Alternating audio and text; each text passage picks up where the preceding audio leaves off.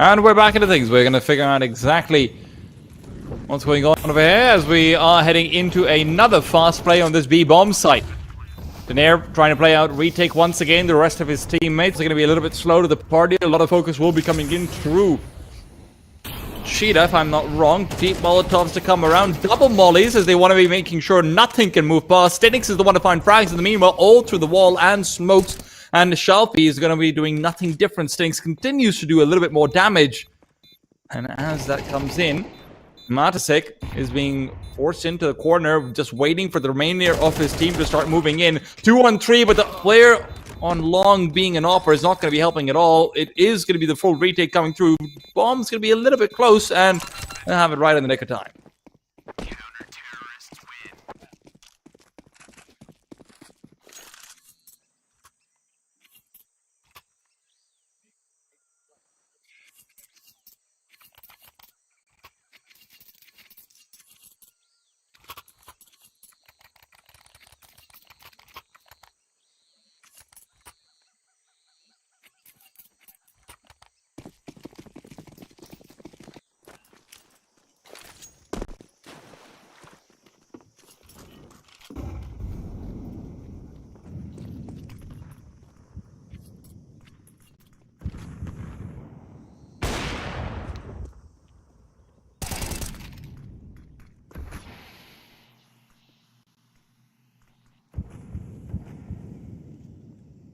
Nice early aggression to try and change things around. I'm honestly a little bit surprised that the continued B-side aggression doesn't just get taken forward rather than actually, hey, being like, hey, maybe we need to change things. It felt like with FORZE having to go for retakes like that.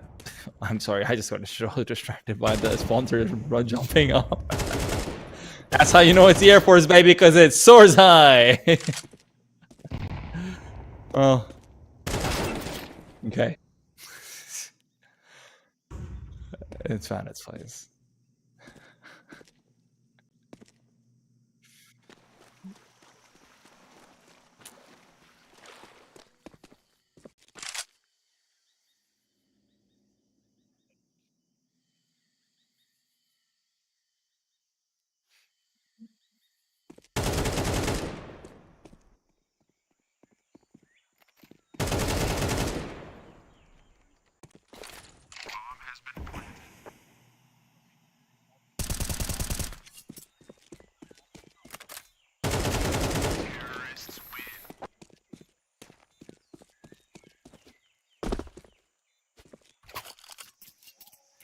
I mean, you have to wonder about the wisdom of completely leaving the B-bomb side just because you've gotten a few more picks over there, right? It's about 3 versus 2. The T side isn't going to be saving. They don't have the loss bonus to sort of buy into the next round anyway, you'd assume, because there was one... They did lose the previous one with everyone dying. So, yeah, strange.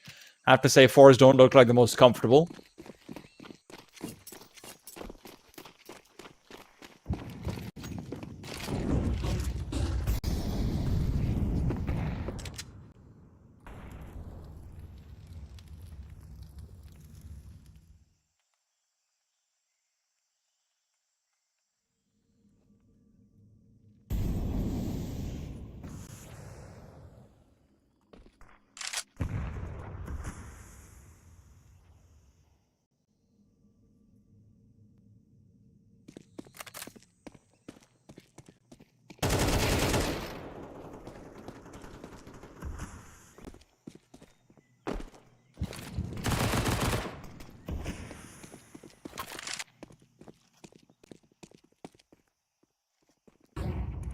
Feels like the open invitation has been there all throughout the game so far, Michael. 8th round will be almost guaranteed. You don't have any control over Cheetah. There's going to be such a late pushes to come through. Barely any utility there at all. Just the one grenade. Now Flash been used, but he's staring down 3s. Stenix is gone. Matasek has been flashed out of his mind. And with this, yep, the round is over and done with. And all you're saving is a FAMAS and an MP9. Shalfie at least might be able to get an upgrade courtesy of Wrinkle. Donations are accepted, but sometimes not retained.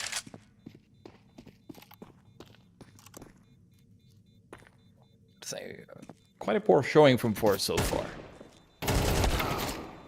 Yeah, no, definitely not looking the most comfortable.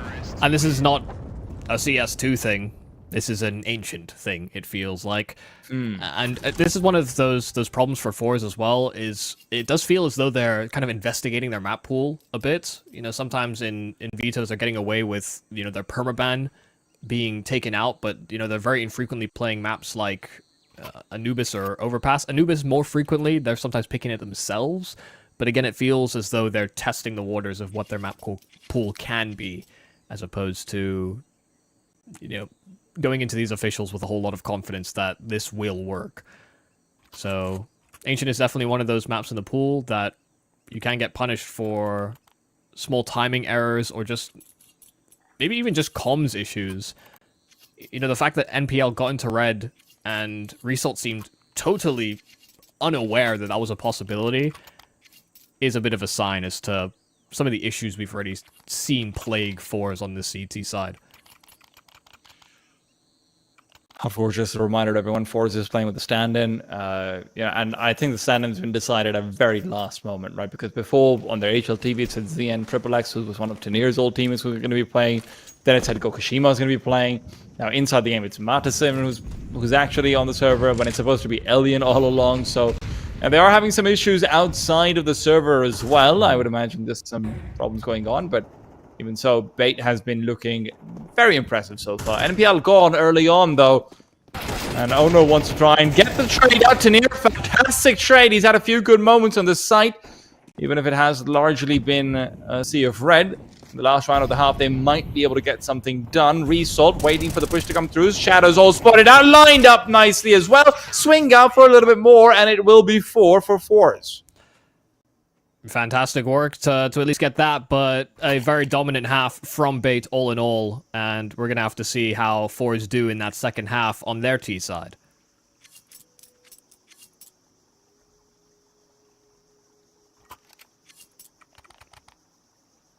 Do they have something in the pocket? Which is now, apparently, yeah. Yeah. Wasn't sure if we were going to jump straight into it. Left a little bit of space, just in case. Yeah.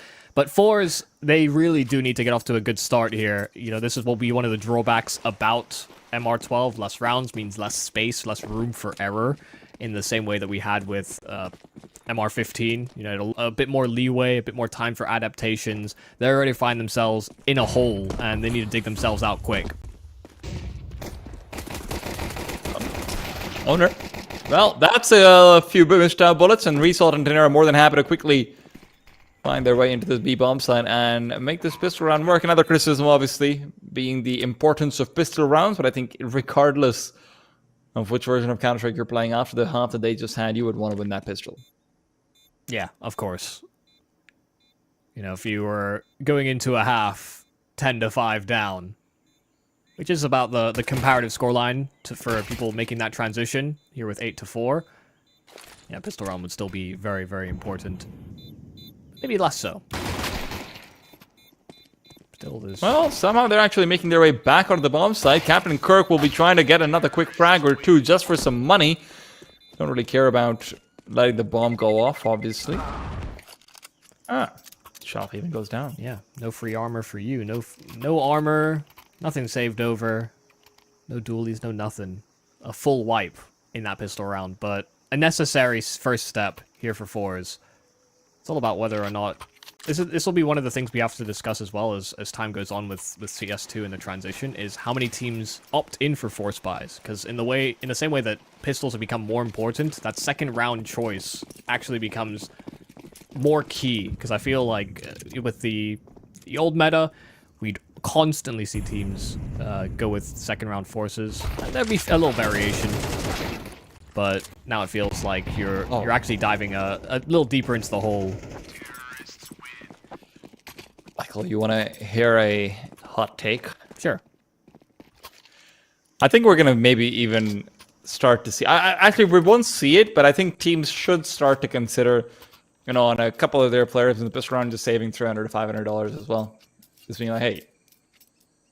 Most of the time, people are getting headshots and pistols regardless. You know what? If we lose the pistol round, just in case on the CT side, we're going to have a little bit of extra utility going into the third round if we just full eco. Oh, no, I hate that. Unfortunately, yeah.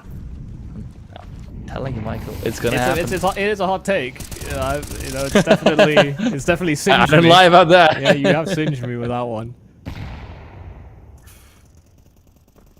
All the way through the smokes, multicolored as well now. Just a reminder. Owner is staring in. We'll be forced off very soon, though. Yeah, when you say different multicolored, it's not like they're rainbows or anything, but... Yeah, not yet. Facing the smoke, though, is a little bit more difficult, and that's what Denier is looking to do right now. Owner, there with the double swing nipple. NPL was trying to peek out from behind, will be going down. Owner has actually gone and got two. Somehow, Result will be falling. And now with both the FORZE players incredibly split up across the map, it seems unlikely at best for them to get a bomb plant, let alone the round. This is so weird. You know, there's access to the B bomb site already attained here by Matisik, but there's just no way his teammate can actually link up with him. So he actually has to fight out through B main, and that will lead him right to his demise. There's really nowhere that Shalfie can go. He had the bomb, he was tagged to low HP, and his best chance was if Matisik somehow came up with a double kill out of nowhere. Just like that. Third round in to our second half, and once again the CTs have prevailed on their first gun round. Wrinkle could even take Shalfie down after time here if Shalfie's not too careful. Never mind. He was careful. Not too much, but just enough.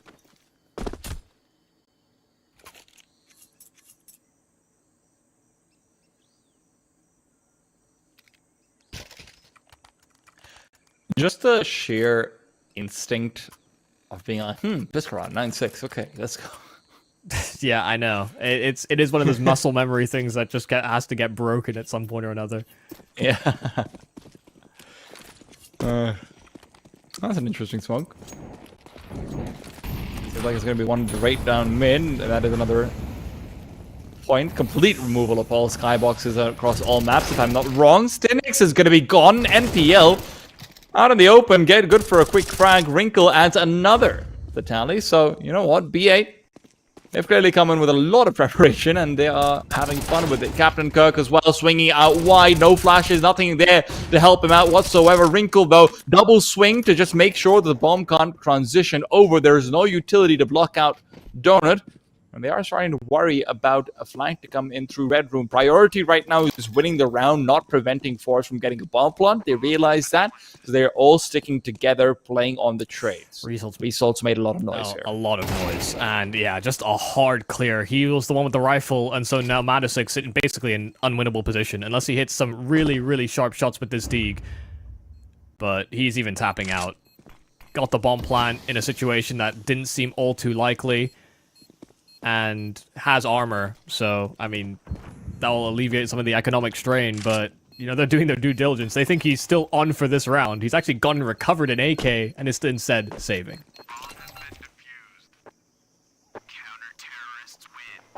They were very confused about where Matisik was and what his play was going to be, and they did not foresee what he had planned. I do think that, you know, that mid-smoke, it's not something I've seen teams do too often. I know it was... Actually, I don't think I've actually seen a team ever do that in the first place. So, you know, if you're thinking about playing middle, very frequently it's two players, maybe a third, but you can sometimes get kind of stuck on one another a little bit. You know, that's one of the things about CS2 as well, is that bouncing off of your teammate seems to be a thing when you're running a little too close to one another. But then also just getting that flurry of utility out from the red room. Sometimes you have small mistakes where a nade will collide with a teammate's back, or you're caught fumbling nades because the T's can actually get there very quickly. And if they're going to try and take mid control, could just be swinging with smokes down to mitigate Molotovs. Having that extra player throw that smoke, the timing actually works out really good. Yeah. I dig it. I definitely do. What people aren't ready for, though, is when Dust 2 inevitably returns and you can smoke B doors from T spawn. That's what people aren't ready for. Yeah, God. thought the hinge smoke from anywhere was bad. Well,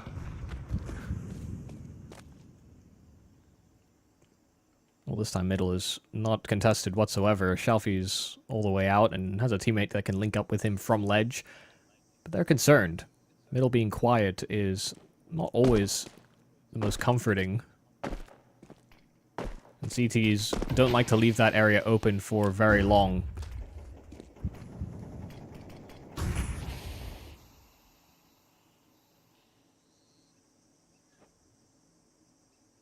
If this turns out into an A-split, FORZE have called the perfect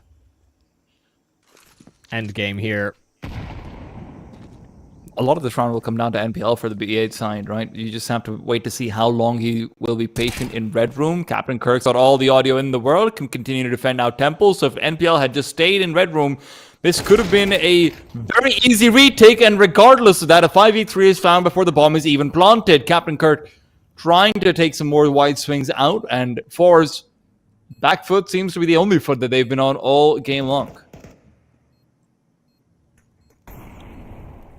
Molotov on the flank, it'll keep Tanir busy, but while they're fumbling around with those ideas, they still need to get a move on. That bomb is ticking away, out and swinging from A main. They're finding a flurry of frags, and they're doing great. Even though they started those two men down, it's still a 1-on-2. SMG out for Cynics, and they just need to make sure that this diffuser doesn't somehow get caught off of it, but the slash, it finally comes in, and it has to be a full stick here from Amster. That Cynics will stick straight between the shoulder blades. 2 knife kills for a 1v2. Best way to win a clutch possible, I guess. Forget one taps. Just get the anti-ninja on. Yeah. Cynic saves the day over there, but I have to say, a little bit awkward in the comms as the retake was coming through. I think it was it Tanir who was playing A main? Yeah. From FORZE? Yeah, so Tanir shot out like 4 bullets, made a fair bit of noise. None of those bullets connected initially before the B8 guys actually figured out what was on. He was given a kill for free, effectively. They were so obsessed with what was happening in Donut. Nice smoke, by the way. That is nice, dude. That's kind of hot. Yeah, that is cool. I like that. This demo's getting so downloaded. Just for the mid-smoke in this one. Yeah. They changed how the smokes interact. Now they are volumetric into player-built areas. That way you don't get these smokes somehow floating in the middle of the air like you do, or you did at least in the beta. I think Vertigo was the worst offender of that particular, one-way method, being able to see feet. But yeah, that's a new one and a very cool way to smoke off ledge.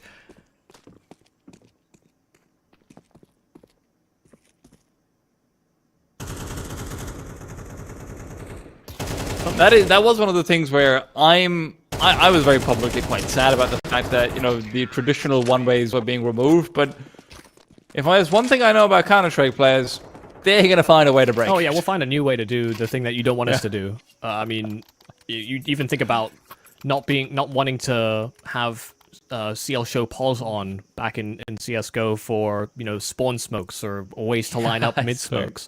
They got rid of that. We found new ways. People were increasing their sensitivity and doing weird turn bind things to somehow still line up the same utility. We'll find a workaround for the thing you don't want us to do. Don't try to fix what's broken, basically. Because we'll just break it again. Yeah, we'll re-break it, and it'll hurt even more. Speaking of hurting a lot, Shelfie is causing some pain, and Tanir is no different. CT aggression. Bait found most of their rounds the T sign with some faster plays. CT, I can't say has been quite as loyal to them. Yeah, the fact that they lost that 5 versus 3 on the A-bomb site, well, it may come back to haunt them. Could have put FORZE on the economic back foot, as well as the fact that they're just simply losing ground. Possible canvas to paint the rest of this Ancient onto. This T-side is coming together quite nicely, and it will succeed as well in finding all the bait players. A one-round discrepancy, and not a round in which B8 can invest too much into. FORZE likely to tie. Definitely does feel as though they have done, they have done some work, obviously, on Ancient into the CS2 variation, but it is just very difficult to paint the path for them when their CT side did have as many gaps as it did. T side seems to have been a bit more well rehearsed, maybe easier to have their players, slot in. I'll give them some benefit of the doubt as well, right? CT side, you don't have your AWPer. Yeah. It didn't seem like that was why they were losing, but there's always like a round or two where maybe that makes a difference. And 8-4 becoming 7-5. That is 7-5 is basically going to be like the new 8-7. Yeah, no, I get that. Also adjusting to what sound cues you hear and just where that information is even coming from. You had that instance for B8 where they weren't really sure about a player swinging from A main, for example. The sound is different. So getting used to it after all the muscle memory is another thing to factor in. Sort of 1-for-1 over at ledge. There is a gun that can be retrieved here for B8, especially with nobody acting as a safeguard on it. Matusik will make his way over through to A main to rendezvous with the rest of the FORZE squad. And there isn't a presence here from B8. I think their priority is shifted to making sure that they can get hold of that rifle and maintain control of it into the following round.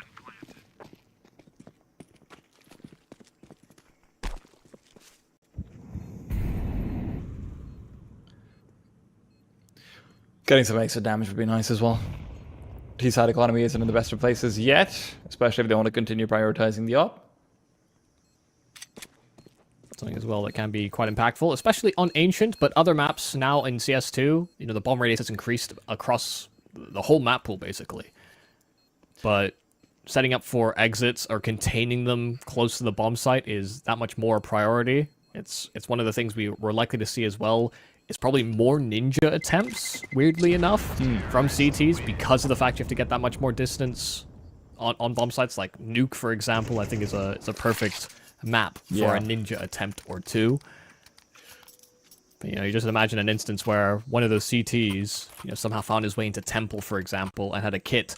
They were far enough away that I don't think they would have been able to stop him in that hypothetical scenario. So. One guy has to be the sacrificial lamb, basically. Yeah. Oh. Matusik basically gave the call. I know how to throw the mid-smoke. Oh, someone else is throwing it? Also, I'm not hyper-confident that will even land. That's like someone asked, like, hey, does anyone know this mid-swing? I guess. Well, Matusik doesn't even know the life right now. He's dead. Yeah. Owner trying to push through while the smoke's going to be fading. This is going to give him some space as the bloom dissipates. Turns around. Good for one. Make it two. So a 5-on-2. Stinix is one of the only players actually finding damage. And damage seems to be the key word to near. Saving is honestly not the worst thing in the world over here for him, but doing the damage to the CT economy is just so much better. He doesn't find any damage at all, so as much as he would have liked it, Owner has taken complete control of that round. I mean, perfect timing to have found that smoke dissipating in through ledge and into B lane. They were trying to reboost, and just as they jumped, suddenly Owner was in their face. So really nice aggressive maneuver. Another one of those rounds in which Bait wanted to assert themselves, and this time were not completely shut down from the default of FORZE. Michael, I'm glad there's a timeout because I want to ask you something that's going to make me look stupid, but maybe it'll make you look stupid as well. So I'm sort of counting on. Okay, you're trying to bring me down with you. Yeah, basically. Do you know exactly what the overtime rules are? I believe they're still MR3. Okay. All right, just making sure. I mean, I'll put it this way: in normal matchmaking or in Premier mode, as it's been released to CS2, it is still MR3. Yeah. So you end up in 15-15. And then if you do that in Premier and you get 15-15, there is no follow-up overtime. It's just, congratulations, you tied.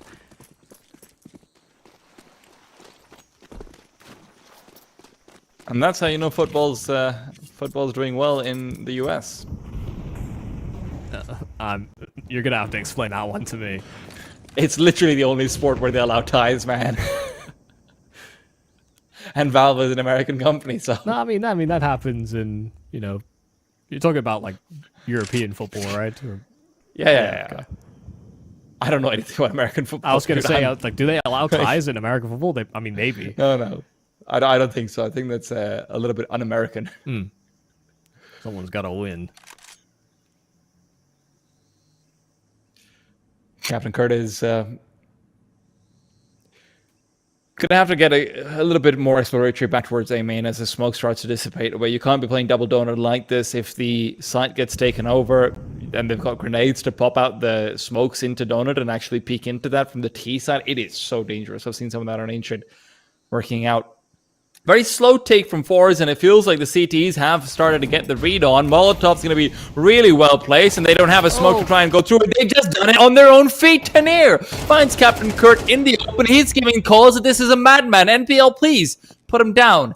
Happy to oblige is NPL, and this lurk is so far off. What is going on with Result? I think they I don't know. even think he's going to actually find anyone. Yep, there seems to be Amster watching out for it, and listen, I'm not sure if he's disconnected. I think he might be, to be honest, but regardless, a little bit awkward. 3-on-3. Op shots missed as well. Wrinkle's been giving them a chance, and now as the red room push will start to come forward, NPL on the bomb side, taken down by Madisic. Result as well continues to punish down, and the bomb will be planted right at the last second. A great reposition, though. And trying to catch them out because of it. A scope that won't be heard. Much harder to hear that zoom in, and Wrinkle switching right out to that AK, trying to close that gap. Result still sat behind the boxes waiting for the wide swing, and he will hit it. It's a battle of ours, but there is no other question. There is no other answer than the Result solutions. You were looking for a word that starts with R, weren't you? No, I was just struggling to make that one a smooth transition.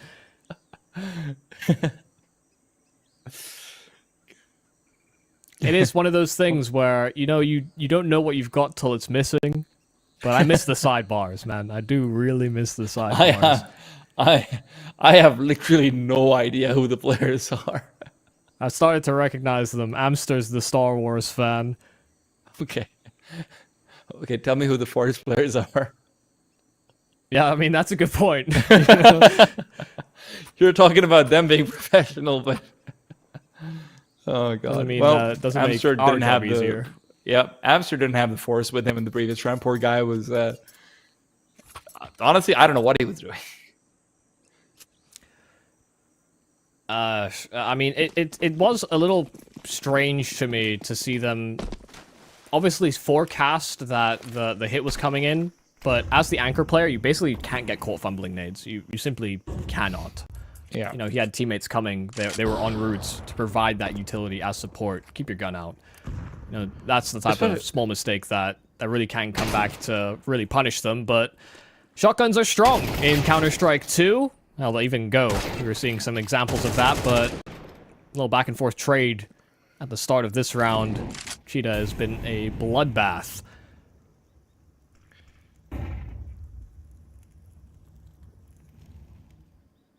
Always interesting to see how mid-round decisions transpire in half-buys in teams. You know, whether they will tend to stack in after they've defaulted, whether it'll be fast rotations.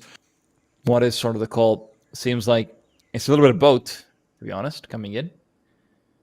Fast tack back to B. And FORZE seem to have no intentions of moving the bomb away. Not yet, at least. If the CTs want to get aggressive, that might change. Stinix and Taneer both doubling up inside Cheetah as they start to move forward. This is going to be...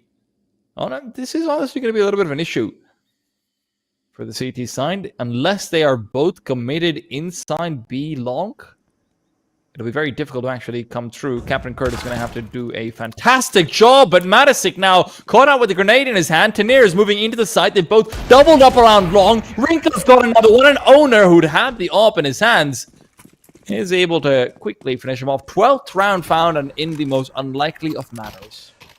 Yeah, I mean, that's one of those situations where FORZE just get caught like a deer in headlights. After the back and forth and having this 3v3 where there's still so much of the round to play out, you know, FORZE have separated quite heavily on lurking adventures on this T side thus far. And, you know, you could definitely see a world in which the B8 guys start to keep that in mind, but because they knew they were on pistols, separating actually could have just been worse, but they just take too long, and by that time B8 had already set up for a nice aggressive maneuver back into our full gun-on-gun round. But there have been a few budget cuts here for FORZE. Only 2 Galils is what they have to work off of, and very limited util. Owner back of the bomb site, nestled away, and the counter flashes are perfect, but out in the open, Owner caught full blind as well. FORZE have cracked into B. So much is going to depend on what Captain Kurt can actually get done inside Cheetah. Tanir starts to move backwards. NPL is gone. That's another gun given over as well. Captain Kurt cannot win out the Cheetah duel.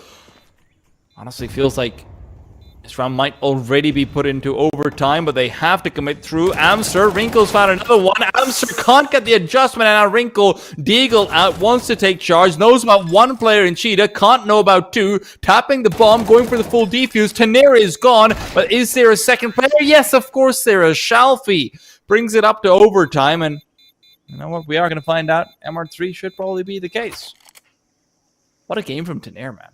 Just notice his score. Yeah, I mean, it's been pretty back and forth this whole game, but B8 having that 8-4 advantage coming into that second half, and for that to have been squandered, had a 5 versus 3 lost in there. You know, losing 2 players to knives.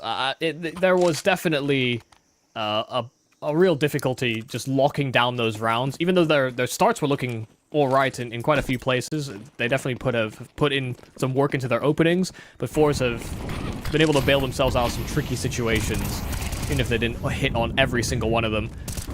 Very fast into this overtime, and NPL's already asserted himself in through middle. He wasn't even fully convinced there was going to be a second man trailing through that smoke. Didn't think they'd take the risk, but FORZE, down 2 men, made that just now 1. Result taking space over towards A, but that bomb cannot go down. Result almost finds Captain Kurt.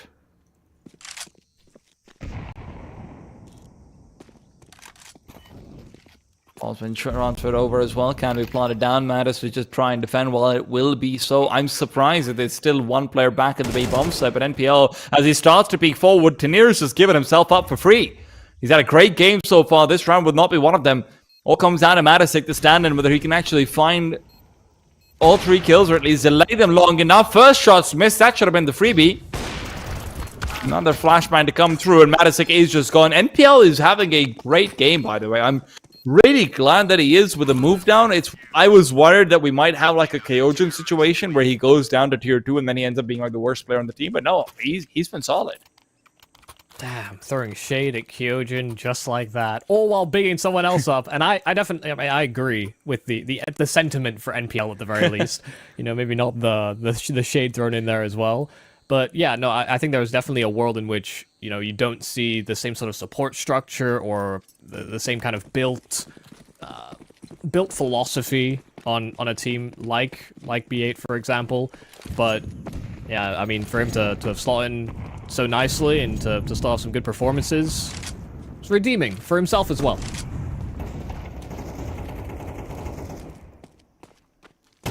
There goes Amster, a little bit late to the party, but he's come in with drinks. And everyone likes a man with drinks. Especially if they're monsters. Yeah. Thoughtful. Oh, okay. I wasn't expecting that, but it won't matter. He's still got help from behind. Yeah, it is so strange to think that the AWP, I'm pretty sure in every, or as far as we had in Counter-Strike Global Offensive, just kept getting nerfed and nerfed and nerfed. Still a very powerful weapon, of course. But they've given it a buff in CS2. That scope noise is barely audible. You gotta be practically on top of that man. And it's one of those things that will see a lot of use cases in pro play because audio is everything. Yeah, I think it's a great buff, to be honest. Did feel like in a lot of those late round situations, one of the reasons why ops couldn't go for retakes was just because you just give up your position and you have to scope in from a mile away. Yeah. That separated the strong from the weak. What, saving? No, how much do you want to take this peek? You gotta zoom in 15 seconds in advance. Just do what Simple does, no scope them. Or quick scope him. He does that mighty fine too. But it's been opening duel on opening duel for B8 coming into this overtime after clawing back what was a fairly sizable lead coming into this half. FORZE really do need to pick up this last round of this first half of the overtime, lest B8 just simply sail away into the sunset. I mean, look, Owner's in the perfect position right now. Flashbang will be catching him out, but he's got teammates right above him. Amster, what Owner? Whiff spray, if I've ever seen one, but at least he keeps himself alive, gets the duel win as well, so all's fair in love and war, I suppose. Daener will be the last man to go down, and Owner is sitting on 28 frags right now. He's had a fantastic game. Yeah, some nice top performers on either side of the field, which is Daener and Result have been doing. You know, there's a heavy hitter for each of them. Actually, a lot of ping variation, but not so much for B8. Are they? They might be boot camping. They must be boot camping. 15 ping steady across the board for all of them. Something that does feel like it plays a part sometimes in the early stages of CS2. But they've been outmaneuvering them tactically, hitting some nice shots, but Shalfie may be able to rectify that. Oh. Some lovely shooting on this AWP, so fast on each the flicks, and not even tracked down for a trade. B8 start 2 men down, courtesy of the AWP. Maybe that's the change-up they needed all along. You need a real FORZE player to wield the up. And that real FORZE player had a chance for 3, won't be able to find it. Owner instead picks up Resol, turning around. Shalfie's not done just quite yet. A Molotov will force him off, even if I think that might have actually landed outside. Stinix's demise is not going to be particularly helpful, but at least it is traded. Shalfie continues to wreak havoc on for the ace if he can find it. I don't think he's too worried about that, though, when it comes to overtime. Just wants to get the round, and, well, you know what? He gets it in style. Watch this man cook. I can't believe that. He missed 1 shot out of his 6 thrown out by that AWP. I can't believe they kept challenging him. They kept wanting the smoke that AWP just kept delivering. Shalfie, a fantastic round. Some beautiful shooting in middle in particular. Without that, that looked like that A site was just going to simply fall. So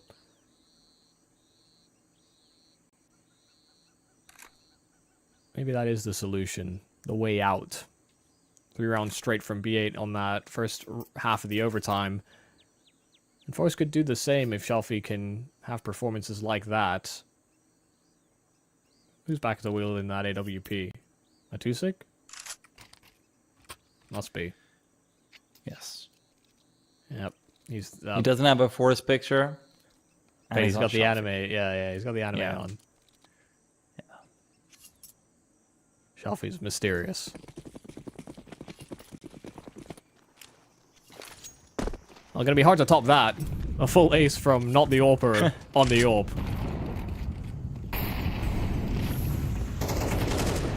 Well, it's like sometimes you just know your girlfriend's new guy is just better than you, man. That's what it feels like sometimes when the secondary AWPers.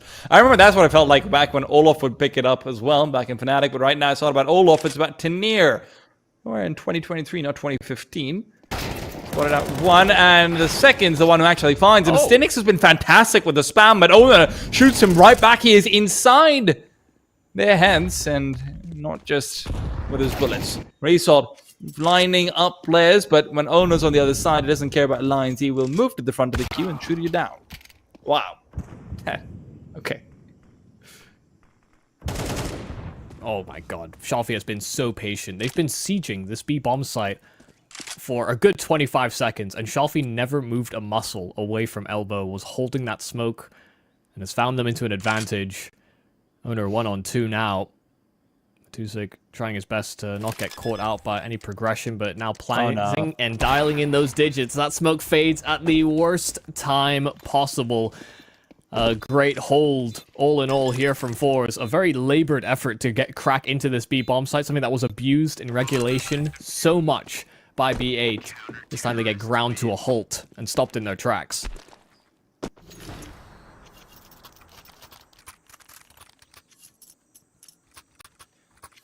Shalfie's been a man on a mission. Yeah. Gotta say, a really cute smoke thrown by B8 in that round. I think it landed just outside of Long, and there's enough on that little staircase to see round the side of the smoke. That's how they got one of their kills. So yeah, there's definitely some things you can learn by attaining this demo. Attaining, yes. Make it sound like a collectible. Yeah. And it is a collectible. Because it's looking good right now. Stinix. The spam continues on. Reload is going to be uncontested. Thought it might be for a second, but no. I'd rather not. Can't really blame them for that one. There's been a lot of early aggression that has gone wrong for them. On the CT side more than TT was where, hey, whenever they rush B, it worked. Seemed to be the case. Oh, that's really unfortunate there for NPL. Players have been spamming through smokes, and he just wanted to simply cross, but gets caught by one of those bullets. On every bit of progress in towards cave, they've been met by a smoke. Amster taking room, but Sinix and Shalfie keep it under lock and key. Owner making a lot of noise in his progress, but will get shut out. It's a secondary overtime needed to close out Ancient. If it's even the close. I am surprised that we haven't just seen more of the faster plays, to be honest, onto either bomb side. Yeah. Maybe easier to call those rush rounds when you're already winning. Yeah, I guess. Not to, I mean, they were already winning going into that overtime, but you're winning-er. Yes.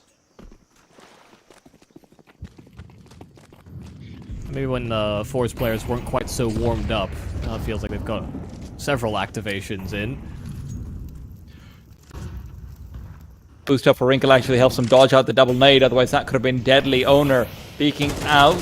Knows where Stinix is, and right through the smoke, his head's been chopped off. Makes things a little bit more interesting. I think Shalfie, no, Tanir is the one behind him. So, okay, so Tanir is the second for his avatar. Shalfie is the first one. Shalfie's the fifth. Shalfie's 5. Oh. With no pick. Okay. So Result is... Indeed. Okay. We're going to figure it out eventually. You've cracked, I mean, 30 rounds in, we've cracked the code. And watch it change in the next one. The slowest detectives in the West. Did you know that we're on Ancient? God. Oh my god. Okay. That's big. Shalfie hatched that egg. Yeah.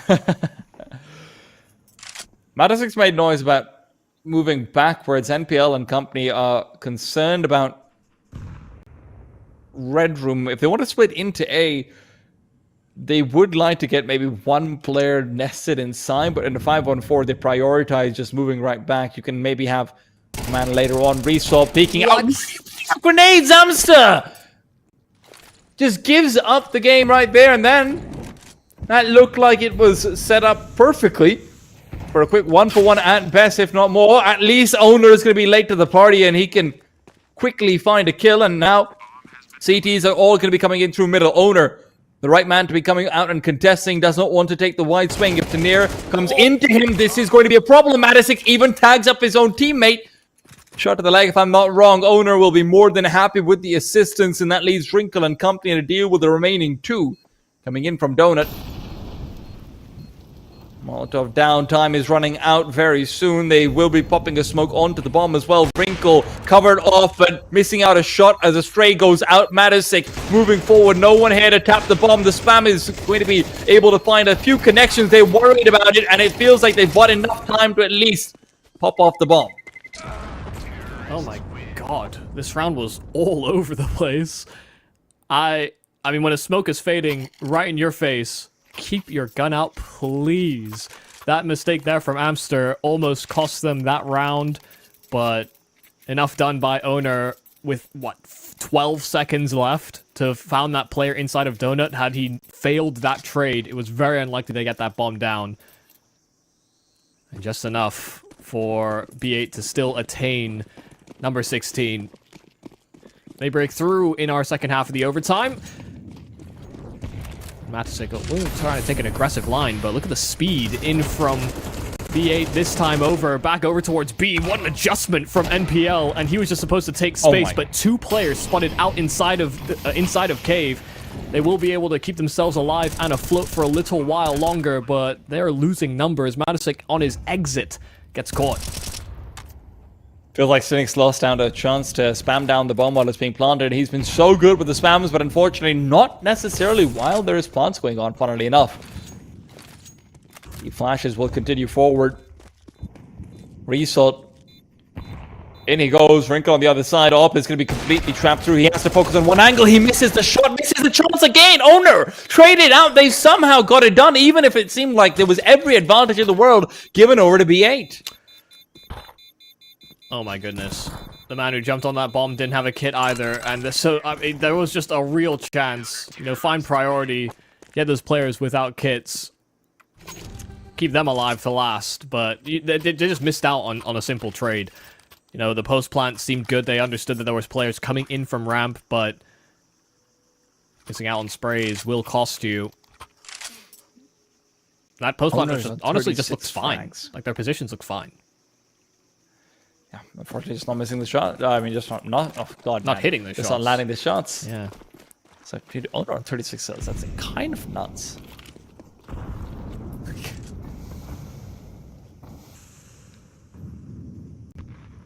Yeah, I think he had 24 or 25 by the time we ended regulation, right? So. Yeah. He's not slowed down. Put it that way. Matisic. Difficult spot to be in. He's put his scope away, and now flashes all over the shop, and the shop's being shut down by Result. Quick 2 frags. Will be giving them the advantage. 3-on-2 on the retake. While the bomb can be planted, they'd rather not do so immediately. Wrinkle wants to come over. They can just escape if they want to as well. You know, they could have just wrapped out of Donut, but still committing to the plant and trying to play the 2v3 on this bomb site. Flashbang to Cynic is going to be moving forward. He's isolated out by the Molotov, but with the smoke down, he can double swing out. Shalfie continues to be the second man on a tear. He took a while longer to get into the game, but now that he's here, I think he's on 33 frags now as well, if my maths isn't wrong. Yeah. Okay. Yeah. Took him a while, but now that he's here, he is here to stay. This overtime has been Shalfie's playground. And that's ET side. A really solid effort there from FORZE. Got the 3 straight and then 2 more as we head into that secondary overtime. But that one round that was so elusive for B8, the one T-side round that they failed to get that first time over, they get it this time. And so now pressure is really going to be on here for FORZE to crack through with a round themselves to at least guarantee another overtime. Because the CT side from B8 looked solid as soon as we ended up outside of regulation.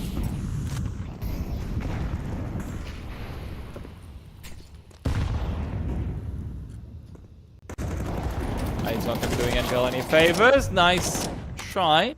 Coming through from Stinix with a nade down in the smoke. Just wanted to quickly swing out wide. NPL's been going for that aggressive play a couple of times, actually. Was it a T-side nade? I thought it was a CT nade inside of the smoke. Really? Yeah, I think Cynics was just trying to capitalize on sort of awkward timing. You know, came out just as the nade was starting to, or the smoke was starting to rebuild. But yeah, it's not worked out, and they've lost another player in their efforts to try and equalize.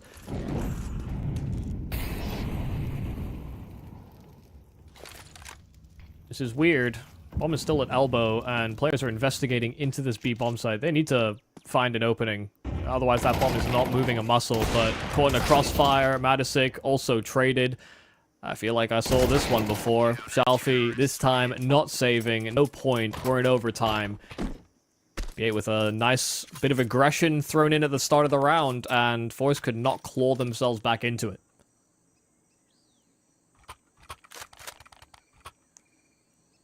This is a very difficult situation to be in when you feel like you've already gone through so many different permutations of what works. You know, the FORZE slower style seem to be where they're finding success, but if B8 get what they want out of the opening 25 seconds of a round, it's very difficult to find an answer.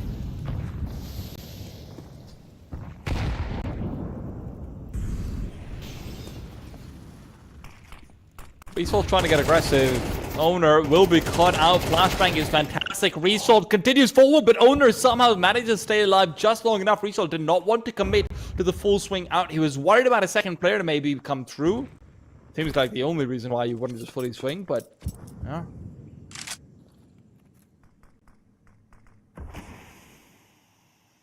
It's so strange because all these maps in the pool are the same ones we had in Go.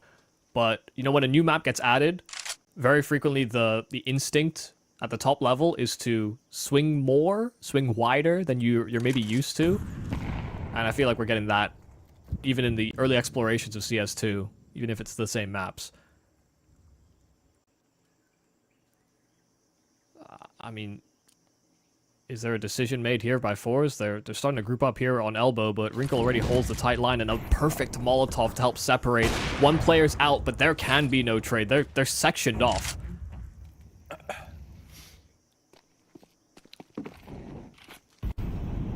I don't know if this is by design or this is the call, but it does feel like there's a lot of places where you can see Stenix's sort of, I'd say, relative inexperience over here at sort of the top level in the same way.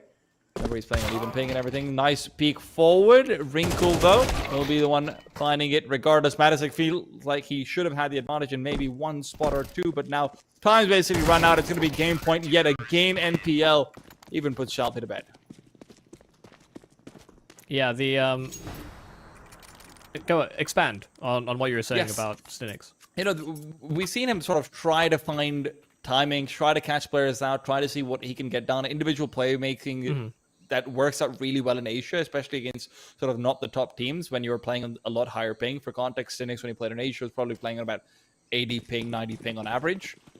But now, over here, it's just a different game.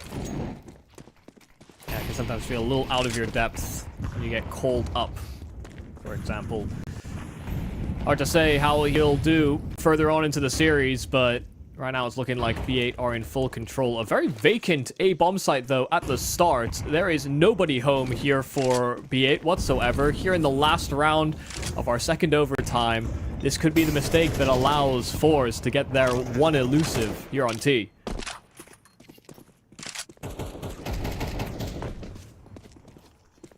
Perfect call, I suppose. Also, a lot of grenades actually ready for the T side as well if they want to start chucking them out. A little bit late now. The smokes will already have dissipated, but now NPL moves forward. Fantastic flashbang. I don't know if they're pulling up that smoke, though. Into his hands, grenades not going to be helping him out at all. Molotov well placed, and as they start to try and tap the defuse, Captain Kurt will find the frag from beyond the grave. Tanir coming in from behind will not be enough, and Captain Kurt will find the full defuse. 19-17, it is hard fought, but Bait are the victors. Yeah, you said MR12 was supposed to give us faster games. Here we are with an overtime scoreline that was so reminiscent of the Go that we left behind. But a pick from Bait that does work out in the series. They move 1-0. Dude, I have to say, B8 looked very impressive going into it overall, but they did somewhat start to slow down significantly. Didn't feel like there was necessarily firepower advantage. It did feel like maybe some of that playbook ran dry at times. CT side was much more of a struggle when you didn't have maybe Matisic being as, as consequential as a stand-in, right? The CT side openings are so much more important. We saw what Shalfie could get done with his, for example. And yeah, it gets very close. You only really wonder what would have happened if Hellion was there. Yeah, I think it was strange to see the contrast between these two teams when it came down to like the mistakes that they were making, because I felt like B8 were making more individual mistakes, but they were better in sort of like a team macro sense than what FORZE gave us on that Ancient, where there was a lot of separation. It felt like there wasn't a lot of ideas maybe being sparked up. You know, some of that will be because of the fact that they're not working with their full power roster. But then it just felt as though B8 fully understood what they wanted to do at the start of rounds, very frequently executed it, but then sometimes they'd lose their footing. You know, Result, I think, had a nice 1v1, but then there was also a 5 versus 3 that B8 dropped in another scenario. So, I mean, you know, those are the types of rounds you don't want to be giving up against an opponent that's, you know, this is their map pick. We're moving into CS2. There's a lot of fresh ground, but when they've put in that extra prep work and you fought so hard for it as well, you know, some really good performances from those FORZE guys. But those macro mistakes will cost you a game in the long run. I mean, it's not even only macro mistakes, right? We also saw a couple of micro mistakes from the players from B8 towards the lower end, and hopefully Mirage, which is obviously coming up next, is going to be featuring a few less of them. Amster was not having a great time, right? It's not just the fact that he's bottom of the scoreboard on 14 frags. It's that there was so many instances where it felt like he was set up for a really good round, but he didn't necessarily really pull it off, you know, to the fullest extent on the CT side more than anything else. And look, T side, you've got Owner carrying you through. He's got 39 frags to end out the game, if I'm not wrong. Sorry, 40 frags actually, just checked to end out the game. So, you know, you've got some help. You've got Big Brother there, but on CT side, that can't always be the case. Yeah, no, that's definitely what I'm talking about. You know, these small micro decisions or these small individual mistakes. That's where B8 are honestly just experience gapped by the heights of what a lot of these players that had been on, you know, the older versions of FORZE have been able to muster together. Now they're suddenly seen as the veterans on this team, and one of those veterans was supposed to be Alien. So yeah, there's definitely room to grow for both these squads, but we still have to see how that second map is going to play out in the series. We'll be back after a break.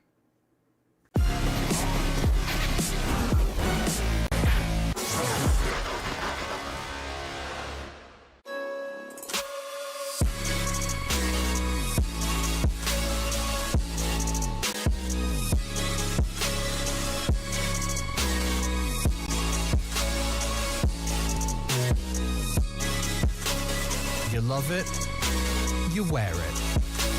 What's your style? Get your merch at shop.eslgaming.com.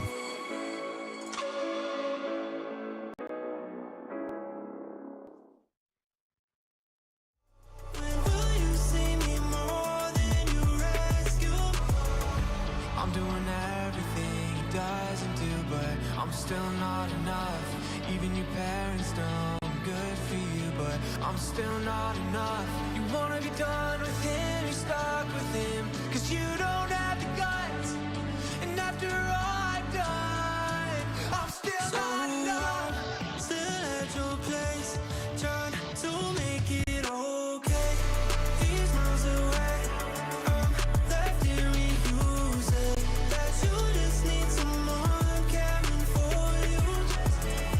When will you see me more than you rescue?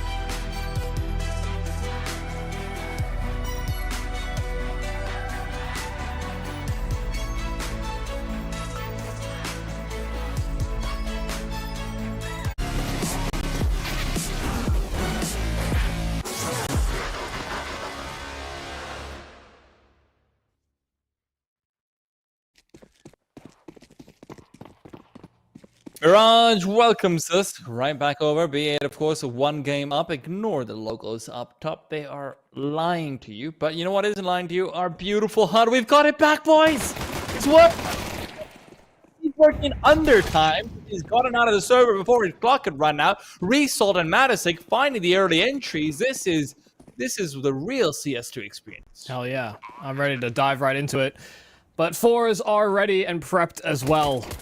Nice little burst onto that A play, and Owner caught as well, trying to transition through to Con. Now just 2 remaining B8 players in through CT.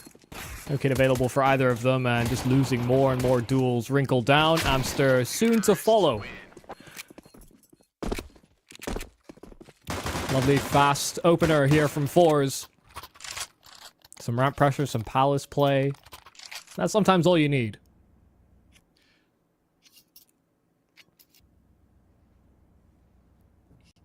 Yeah, you have to really wonder about how well Bait are going to do in Mirage, considering so much of Ancient came down to, hey, maybe, you know, FORZE weren't necessarily always in the right position on the CT side. This is a very slow instant, but okay.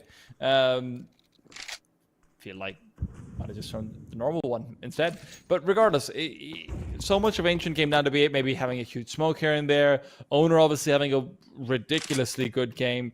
Feels like some of that was a little unsustainable, especially as we start to now lean into Mirage. It's a great map for Shalfie. Historically, I think Resalt does pretty well on it as well. And the fact that Shalfie is not calling on it, it is going to be curious. Yeah, it's also a map that can be very difficult to make use of the new smokes. It's, I think, one that players have already kind of publicly commented about the fact that, you know, the fact that Mirage connector smoke isn't quite as prevalent. It's not quite as good anymore. There's a lot of cheeky one-ways that are going to be gone now coming into CS2. Yeah. Even the self-boost that you can do at the back of the bomb site on B is something that you cannot do by yourself anymore. Really? Yeah. I did not know that. There used to be a little lip that you could slide onto, and now that's gone. So, yeah, it might be a bit more trying here for B8, but I think CT sides in general are going to have a little bit of a difficult time on this map. Might be a T-sided map at the start of our new venture into the new game.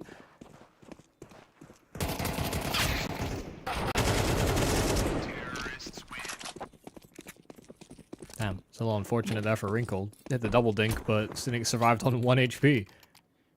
Now, Michael, look at the CT economy. Think about how nice it would have been if one of them maybe... Stop trying to sell me on this. $500, man. Michael, they don't have Molotovs. Yeah, I mean, they all got insta-headshot on CT Pistol anyway, right? So... Yeah, exactly. See? Think about it this way. Captain Kurt was playing literally right next to A-main. He's going down with a headshot. Nothing else.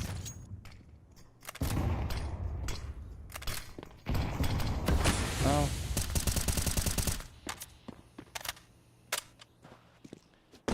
You're a hater, Michael. That's all I can say. Yeah, I mean, I don't see it yet. You know, that's the problem with hot takes, is that they're not supposed to be agreeable.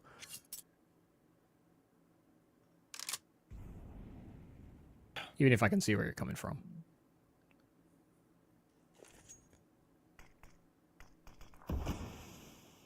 Retaking mid is going to be impossible with the how few flashes they actually have. So the fact that they're using one of the smokes for bottom connector is a little bit surprising to me. Stinik's gone. Worried about that smoke, so maybe just serving as some distraction for Owner. Owner has had a lot of resources invested into him, actually, consistently. But given his performance, I think that is pretty warranted.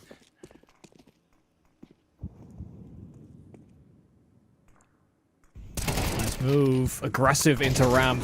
Losing control of middle and finding a counteraction. NPL playing close to the smoke inside a connector, and as they make their progress out, NPL finally reveals his hand and finds 2.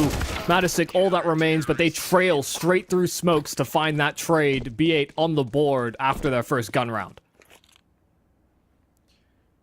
Remember to keep an eye out for this particular duo, right? NPL playing up from connector, Owner playing up from the short. Lots of flashes to be able to come through and help them out as well. It's going to be slightly similar to what we saw in Ancient from NPL, but maybe with a lot more support. It felt like some of the other fraggers around him weren't as relevant all the time. You're not going to have so much support in middle unless you've just got 2 players in middle. Yeah. Isn't it kind of funny to think that both the in-game leaders for this particular matchup put up such great numbers on that first map? You know, it's kind of an unhealthy precedent. We don't have a lot of fragging or high fragging in-game leaders in the scene. Shout out to Nico on Mouse Sports. Ooh. Ah, okay, I don't know how he gets away with 2 kills over there. That feels like it's egregious. But Captain Kurt will take that. Well, all the bait will take that. Flurry of frags, not much damage reciprocated aside from onto Captain Kirk, but he's at the forefront of the action with his SMG and gets a nice upgrade into AKs. In fact, all of his teammates, bar Nipple or NPL. I'm sorry. I fall into that trap because there was a time when that was fine. And he was cool with it, but yeah, NPL these days. But everybody has an AK except for him.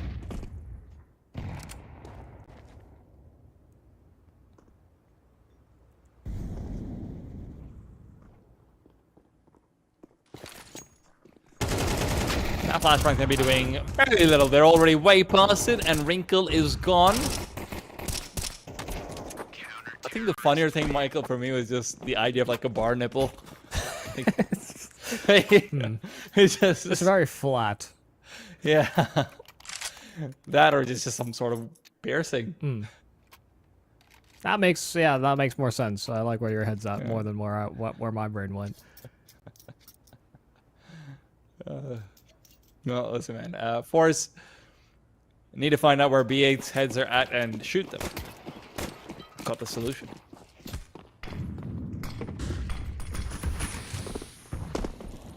People are saying movement's not great in CS2, but Wrinkle's doing just fine.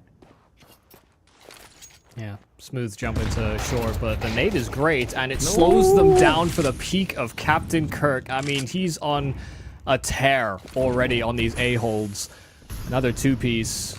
And they're just slotting himself into the stairway, but FORZE need to try and take this space. There's 2 players round the smoke, so a trade available. They still maintain that man advantage, and a significant one at that only gets worse.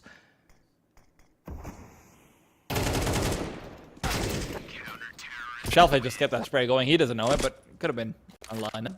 Well, regardless, 4th round found, and again, 3 players kept alive. The CT side economy looks egregiously good, considering the fact that FORZE won out the pistol. Yeah, bouncing back with 4 straight, but being able to keep so many players alive in that journey. This is some real old money generational wealth vibes going on. Yeah, they're making their money work for them. Very little mid presence from FORZE. It's going to be just the one, and Owner misses the jump, but he goes further ahead instead. He's more than okay with it because he's found Stinix for free. This one's on the other side. Armor only on some of them. Easier kills have never been found. Something to note for people at home, you know, one of the few changes Mirage went through, aside from that self-boost I was talking about on B, is that the vents are actually very accurately hitboxed now. Before it was, even if you shot through the gap, sometimes it would still break the vent. Now you have to actually land on the piece of metal if you want to break that vent properly. Saw that from Owner jumping out through window, tried to break the vent inside of ladder room, and the bullet missed. But it would have hit on CSGO.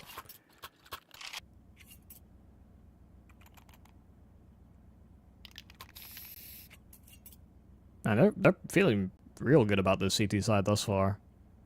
Again, minimal casualties. They're just constantly stunting FORZE on their efforts.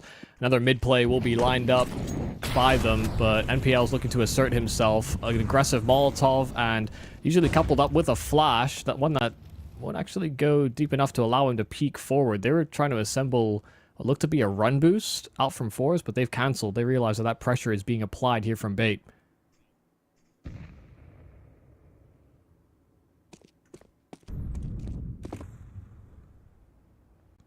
Damn, imagine expending all that utility and just still getting zero information. Oh, head spotted out. NPL might be looking to hunt that one out, and that's a very important head. With the bomb actually being dropped in TV room, it's crucial that Shalfi is able to get away. Doesn't want to take the duel, even if he might have been up for it.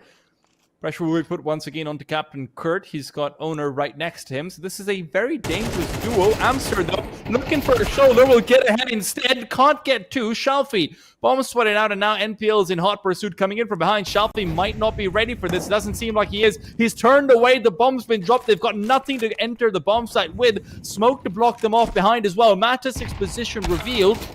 Although the smoke's been blown open. NPL wasn't really ready for that one. Maybe not expecting them to have a grenade this late into the round, but regardless, 30 seconds, and Tenero's got full control over this A-bomb set. At least that's the call he's given out. Wrinkle, moving in late, is going to be giving himself an opportunity to actually completely unravel this round yet again. Rotation from the CT will be a little bit slow. Wrinkle gets an adjustment. It's beautifully done. The second shot as well. Earlier one was missed, but Matasic now will just be giving up the round and hoping that he doesn't go down after time. Damn, Wrinkle played that perfect. I mean, recognized as well as soon as there was no additional push out from those B players that they were trying to reroute, and took some great position, found that player just lodging himself and stopping that rotate from the B players back through jungle, and just constantly played his life. You know, after finding that kill from default, ascended into Palace, and that second shot is just a thing of beauty. That is rough. You know, after Amster got spotted underpass, I mean, yeah, there was no way they were anticipating that NPL would push through top middle.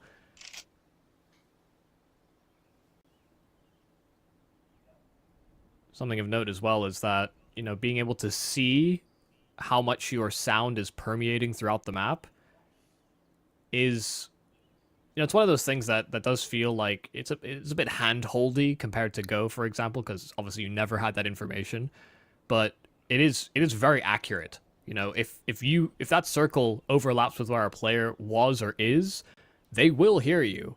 You know, maybe muffled because of the way that the new audio is generated and calculated. It has to bounce around through walls, but if they're in that circle, they will hear you. And NPL made great use of that on his push through top middle.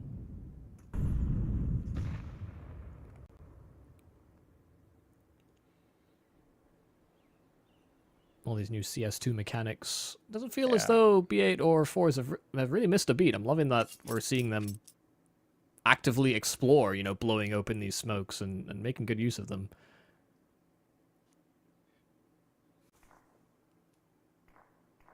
Nice to see that. Keeping some nades for the late round and the like as well, right? Yeah. Well, Captain Kurtz has been completely peeked into. I guess you don't need flashes. You can always go into nades if Tanir is giving you shots like that. He was the one lurking in the A-bomb site before, so this doesn't actually give any information to B8 at all. Although with the smoke down, they will have to start to be worried. That is a gorgeous smoke, by the way. You can go into the site immediately from that. That is nice, but Wrinkle keeping an eye out from above it. We'll find Tanir. Matusik not expected, but at least the trade is good. NPL looking for more. Only the two found, and it is a 2-on-1 now. Owner rotating in might not be expected. They're not ready for him. The bomb's been dropped, and Owner rotating over himself right into the bomb site. Back to triple point spotted out. Shalfi looking away. Sloppy spray, but it is Shalfi to be the one to come out on top. Man, I thought Owner had that. I mean, played it so well. FORZE let their guard down, not expecting him to have already made his way through to CT. And that flash was beautiful, but yeah, a flub spray that Shalfi will capitalize on. That's on a low investment. FORZE came in with upgraded pistols, and we're certainly able to run with it as a result of getting that opening pick. That man advantage comes to play.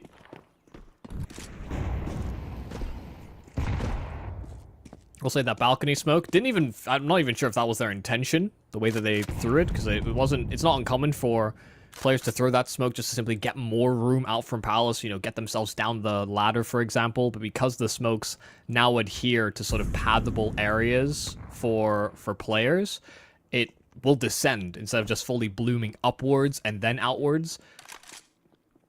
So it is interesting. You know, that smoke is a cute little play. Maybe there's even a world in which you throw one topside default for example, to create this like pillar of smokes out of Palace. Something to workshop, perhaps. Yeah. Okay, would be quite interesting. 2 smokes and pistols, you know, that's the idea.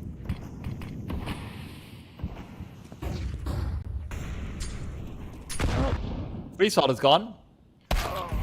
Wrinkle's been having a pretty decent game so far, not necessarily taking over the map, but you know what, he's been hitting his shots, and that's one of them. Stinix doesn't know how he died to a USB and not in a pistol round from the Auburn. NPL, beautiful double. He just keeps on getting these again and again. Denial comes through, and sure, FORZE might have found a stray 1v1 in there, but other than that, it's been all B8 all the way. Maybe another clutch to be figured out by Matisic. Reload gives up his position, and Owner will start to explore as a result of that. Yeah, he's gone. Can't really look to save either. 7-3. This is kind of dire. Yeah, no, I mean, B8 have been in control for most of this half. Like you said, FORZE being able to break through in the pistol. You know, they get the secondary round, but ever since they've been on gun rounds, it's only come down to that one clutch from Shalfie. And that arguably should have even been Owner winning out that 1v1. A lot of cracks at the moment here on the FORZE offense. Just being that big in the series, they would have expected better results. Just darting out from Palace, and Spray's not great. The Deeg of Wrinkle also dealt with, but NPL is still an unstoppable force. 17 kills thus far, and only 11 rounds of play. Amster right behind him, but NPL being low HP and them still having a man advantage, FORZE hold all the cards. The utility isn't really going to come into play either, but the bomb cross might be a problem. Shalfie will at the very least help out Matisic, a help that might not have been necessary when that Deagle shot. FORZE connect, and they will find the 4. Gives them a chance to actually fight for 5. B8, other than that, it seems like this would have been their half all the way through. Honestly, we could have even seen a 10-2 with the way things were going. It was a 1v1 won by Shalfie, and now a couple of great Deagle shots to be hit, but beyond that, nothing working out for FORZE. They really need to clean up this round.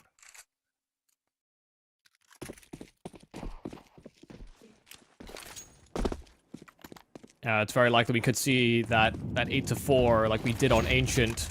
We let that big lead slip going into the second half of that first map.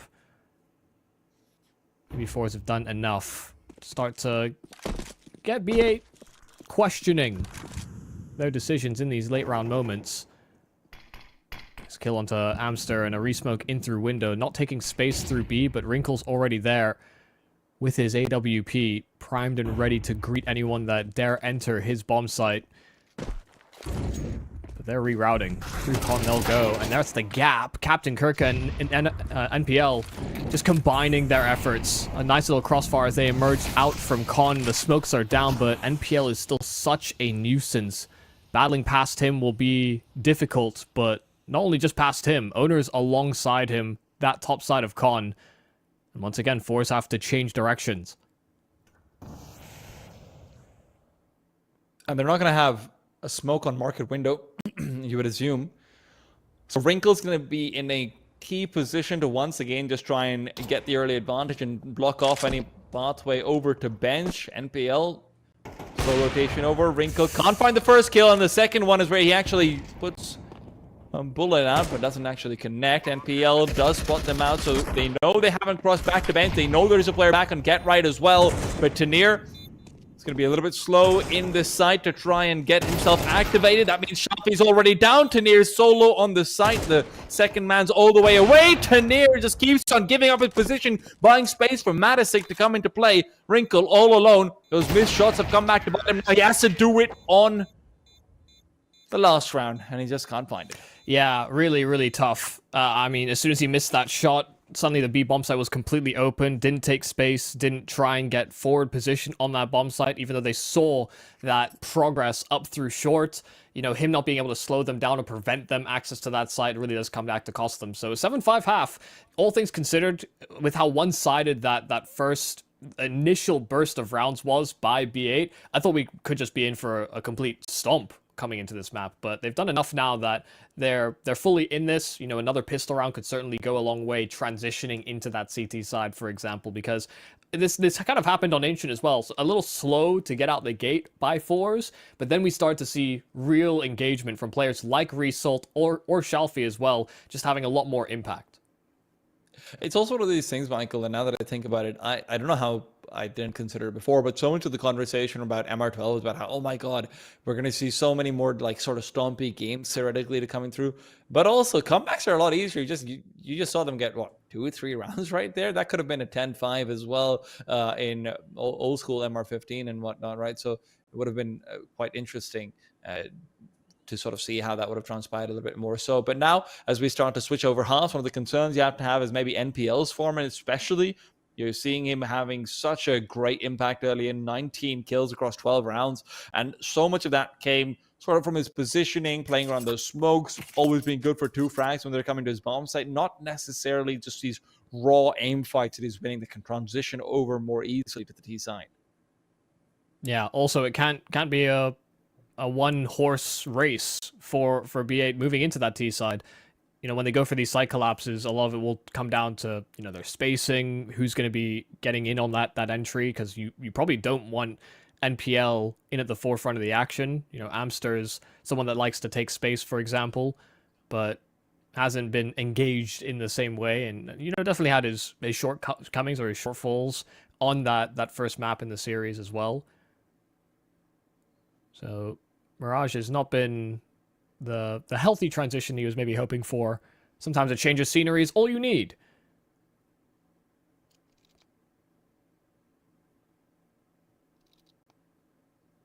We'll be curious about the tendency of B8 for these T-side rounds, whether they go for what worked kind of on Ancient, you know, swinging a lot, going for fast plays, bursts that FORZE couldn't adapt to. That was, I guess, one of the problems with them not having, a consistent 5. Madusik has stood in for quite a few of FORZE's officials, but it's still not really where you want to be.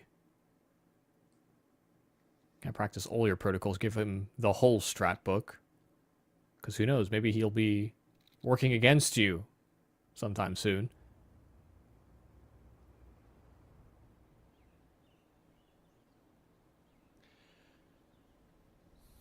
Hopefully we're going to be getting back into things not too far off. I'll say the AWPing we've seen thus far on Mirage is an improvement. You know, aside from that one round from Shalfie on Ancient, yeah, I'm liking we're getting some more AWPing out there. Said it was a buff. You know, the scope sound, but it doesn't really change too much about the gameplay, aside from maybe these late round moments, these 1v1s where an AWP might be on the table.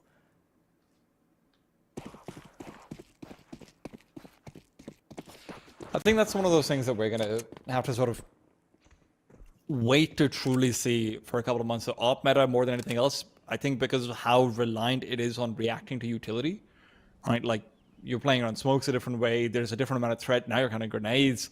Flashes don't mean the same thing necessarily when, you know, you're already playing behind angles where you're playing more defensive because smokes can just come through the pop up for you. Mm-hmm. And it's maybe some hesitance is warranted.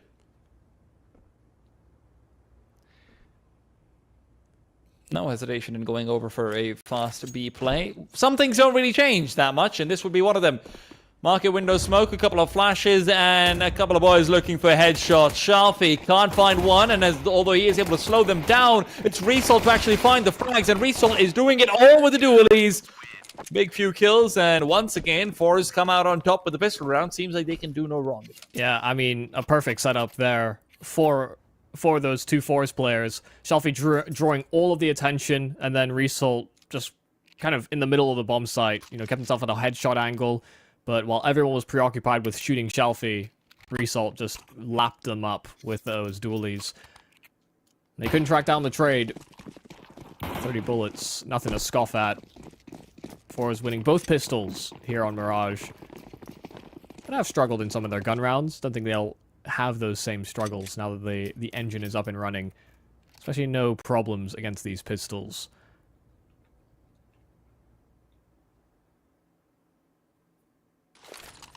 Oh. It's going to be demolishing literally everyone. I say literally when Wrinkle's more than okay, but listen, he's dead regardless, and Stenix is the one finding the kill. And MP9 has paid for itself a couple of times over. Yeah, $2,400 right into his back pocket. All he had to expend was a $300 nade. Timing is everything.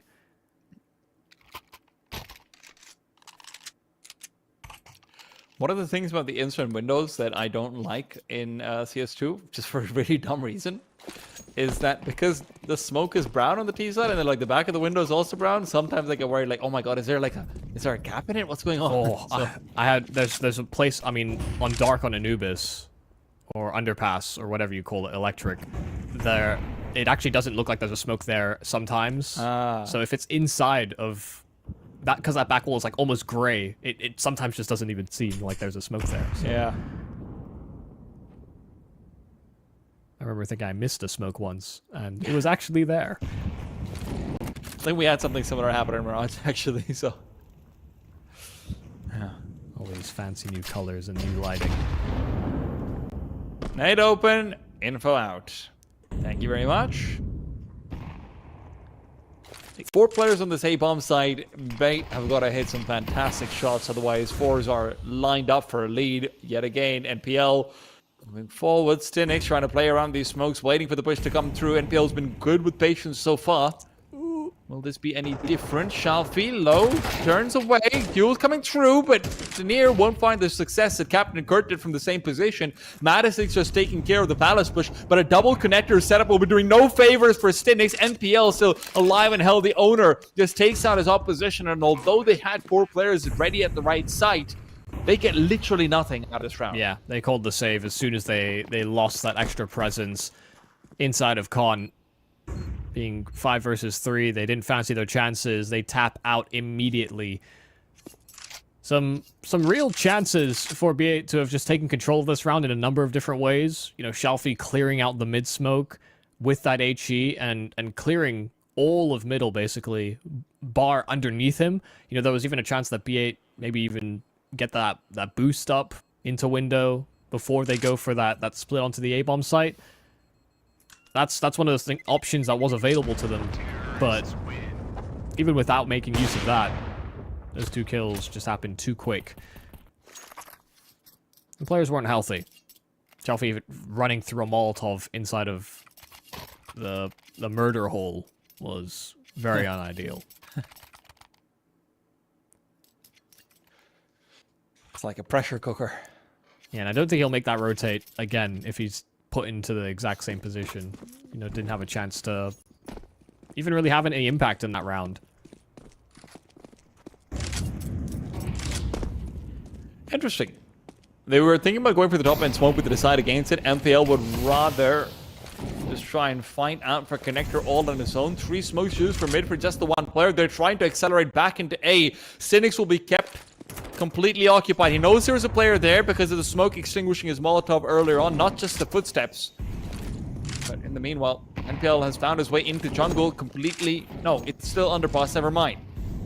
Thought it might have been a jungle play and would have been uncontested if it was, but the CTs have fully rotated in, and the Ts might even be considering slowing this down, letting the CTs get aggressive and make the mistakes themselves. They've got so much map control, so much space on the bomb sites, it doesn't feel like they need to plant when there's so much time left on the clock. Yeah, this is very weird. I mean, NPL is exploring over towards B as well, and all the meanwhile, his teammates are getting chewed out. Just trying to hold onto their spots as those smokes all fade. 3 on 4, but Captain Kirk, unseen, close to the connector. Cynics drop down, and now suddenly there's 2 players coming in to hold down the rotates. NPL finally activating with a double. This man has not slowed his roll. And it's a result sandwich, but it may be over-seasoned. An HE that he's got primed. NPL already out in the open. Took a wide angle to make sure he could not cross safely. NPL, the hero for bait.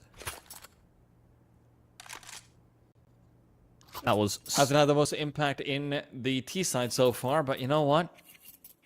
Get around like that and you're going to have wind in your sails again. Such a strange way to approach that. on bait, though. I mean, got all the util down, made sure that there was no one CT, double mollied it, A-cheated, knew somebody was stairs, and that con pressure that NPL initially had, suddenly threw underpass through to B while his teammates are planting. There were so many ways that could have gone wrong. And they did go wrong, you know, he redeemed it. If it works out in the end, yeah, it's still a bad idea. I'm not going to continue on with that one. Captain Kurt, though, good for one, and Madison cannot escape. Hell, he can't even find the direction to turn to. Four guys been stabbed in the back, and a couple of times over. Will the AWP be recovered? No, they don't want it. Okay. Yeah, more importantly, he gets his hands on that AK that was dropped, and he succeeds in doing that, so... Already had an AWP. Why bother with two? Yeah, that's a little annoying there for Matisic. He got his first kill and then just couldn't tuck himself in quite enough. That booty too big. I feel his pain. I really do. Oh, well. Connector's a little bit more spacious, and Shalfie is going to be pushing in through to help as well. And BL's playing football out here. The header to the grenade doesn't really leave him particularly healthy. Stinix as well has managed to evade every bullet. Comes through with a quick 1-2. So weird. He's just looking at his legs, yeah. He just decided, you know what? I haven't looked down enough. Gotta be humble. Owner. Position given up, knife out, and Shalfie. We know he can op. This was actually one of those things I thought about, but we weren't going to be able to explore until FORZE were on this CT side, is that when they have this double op, yeah, it will actually be very difficult for B8 to do much about it. You know, there's many ways the op can see activation. The popping open the nade smoke is actually a way in which ops can be enabled, because I won't say that smokes and ops typically get along, but suddenly if it's blown open at an unforeseen point in time, you can catch a player or two out. But they are more than capable to have Shalfie on that secondary, and already showing and flexing his muscles with that op. Those muscles are gone, but Tenir at the very least does find Captain Kurt trying to take advantage of that initial kill to lurk forward. Tenir stops that from happening. But now, Stinix finds Amster turned around. You can see why NPL is generally the guy to go into connector, I suppose. The timing is a little bit off. Owner will be able to take advantage of it, though, and that brings things back to 2v3. Lots and lots of time for the T's to work with. And Wrinkle, hard scoping forward, is going to be able to find this B bomb set completely empty. Window smoke out, and they look to reconvene. Oh god, they're rerouting in through middle though, and Stinix has not overthought this rotate. Instead, just holding and waiting to see what they do. Instant headshot onto Wrinkle. Now supposed to be the path carved out. Owner now trying to find that trade, but while Stinix is trapped, that Molotov will force him out. The flash is beautiful, and a smoke as well that will keep him at those top mid boxes. Not a whole lot that Owner could do about that one. Hunting him would have almost spelt his demise. Matisic had him covered, but Owner does have a free path into this B bomb site should he so choose. He's overthought it. But Matisic should start to lean over to B himself. Yeah, timing is going to work out in his favor, and Stinix has pulled the trigger as well, leaving top middle. Stinix's position is known. Can Owner find it? Stinix, though, turns around. Oh, Stinix has just had this round completely under lock, but not the hook shot. He's got to Don't make think there's it. actually time to get the bomb down. He does go for a slightly more conservative plant to defend, but that's going to be it. Had to plant back triple. No other way to get it done, and basically, what, 100 milliseconds, something like it? Yeah, that is a shame. Almost had the perfect solution there. But 1/10 of a second is sometimes all the difference in the world. Now the pistols, and his teammates appreciate the extra money, but he didn't get it, really.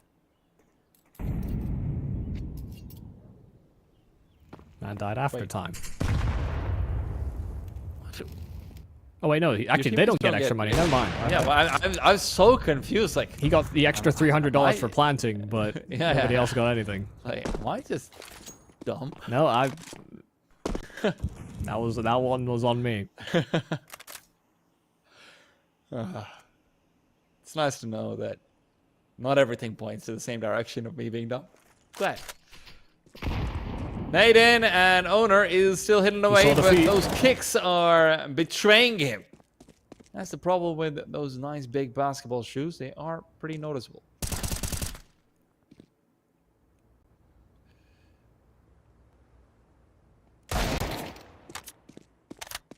You know, if they do come out with shoes, right, like equipable shoes, it will be mad to think that, you know, people could be walking around in real life with like $20 shoes and $300 shoes in a video game. I find it funny that you're saying $300 when we both. Oh want no, to yeah, like probably it'd probably be 500 more. plus, I mean, I'm at just, you least know, 500, just yeah. the contrast. I think is quite funny. Look, I'm just waiting for the day when Valve goes full sellout. They do what other developers have done and get like, I don't know, like a in-game sponsorship for, you know, X, Y, and Z big shoe brand. Oh man, I'm here for it. It's just the contrast to me is something quite interesting. I mean, I know that's definitely the case with gloves, for example. Yeah. Like, not everybody needs or has a pair of gloves in real life. But everyone's got some shoes. Much more concentrated effort to try and fight early in for Connector. Got 4 players down middle, something that has been very rare to see. Stinnick spots out Owner, but doesn't actually get the kill. All he's got is information. Matisic, the only one to actually find a frag. He's up in apartments and a second shot missed. That's not going to be doing him any favors. Owner had been left behind to take care of Stenix. And this collapse into the B-bomb site goes out swimmingly. They recognize that it's been very rare, actually, that anyone aggressive from short. Only one round did we see Shalfie go for that. And beyond that, it's been completely empty all day long. Yeah, it's been passive. You know, been playing 2-2, or 2-1-2 rather, on these sites. And it's been predominantly, you know, a player top side of Connector, or maybe even trying to challenge in from window, but it hasn't been a real concerted effort to dominate mid-control, I think, except for that one round where we had, I think, underpass pressure from Stinix. It was maybe the one instance in which FORZE really decided to investigate that, so yeah, a great read on what they could potentially exploit. And just to rectify, Matisic did hit his shot, but unfortunately it was through the wall, so... Yes. I don't know, I can give him a participation award. Yeah.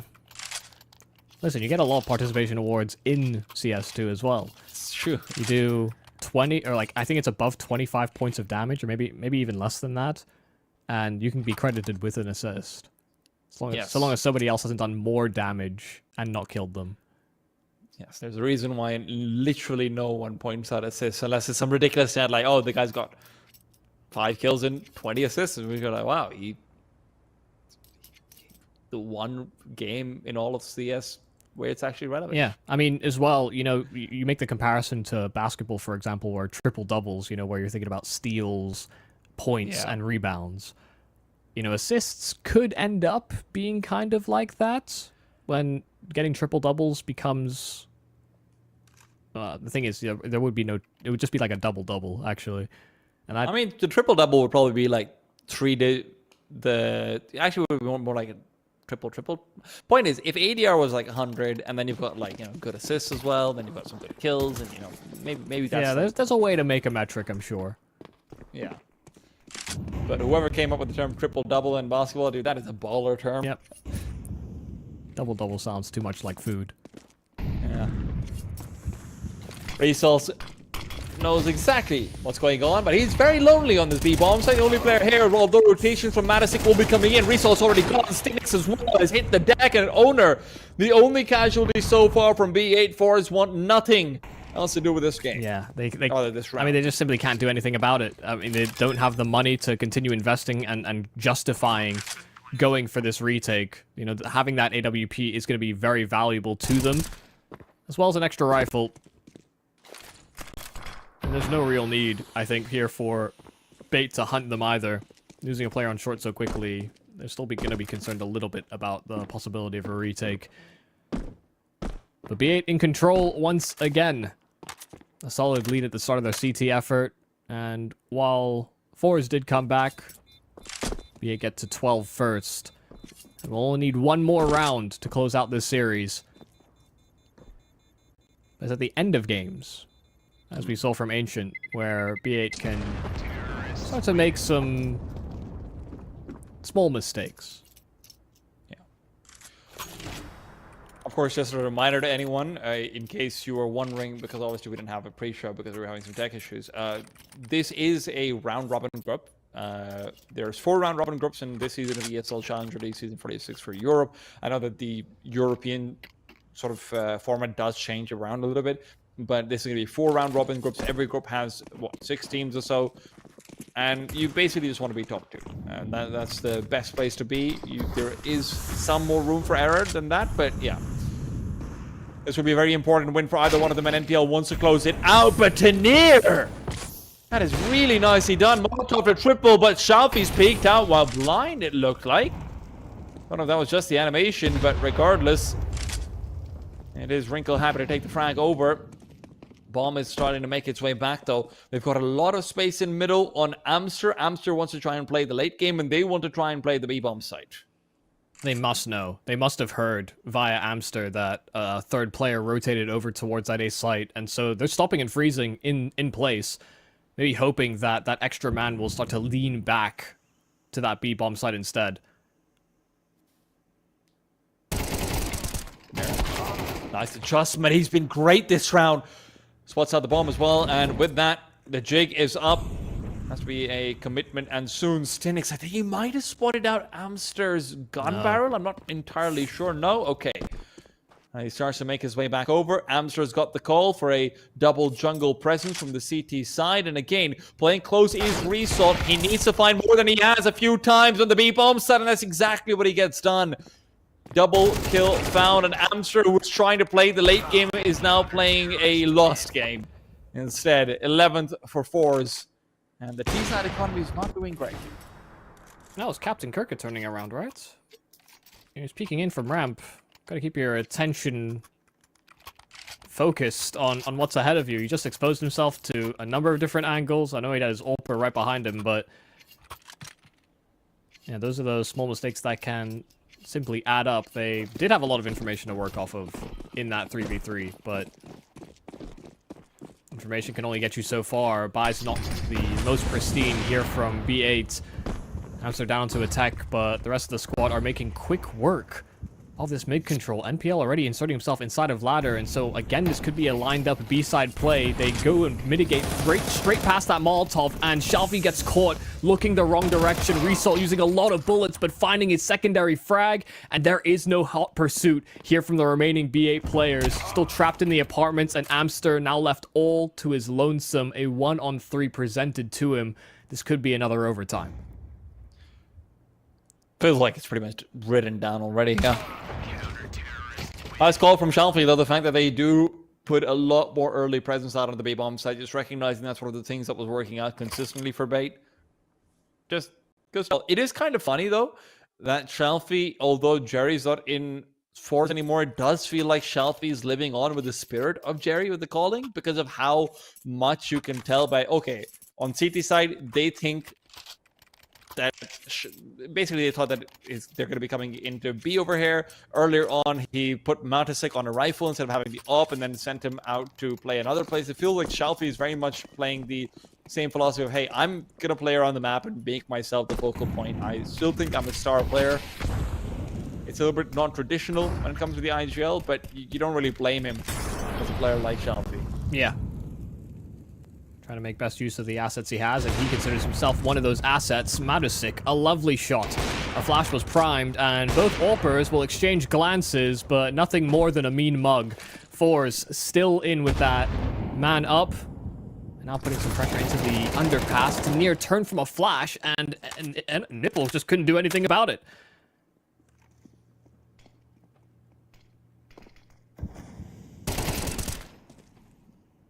Yep. Everything's falling apart. Bait. Couple of kills would be nice, just to keep the morale up. And listen, Tanir is low, so if you can find this frag early on under the connector player, maybe there's more to be done. Owners crossed over, but Tanir unexpected.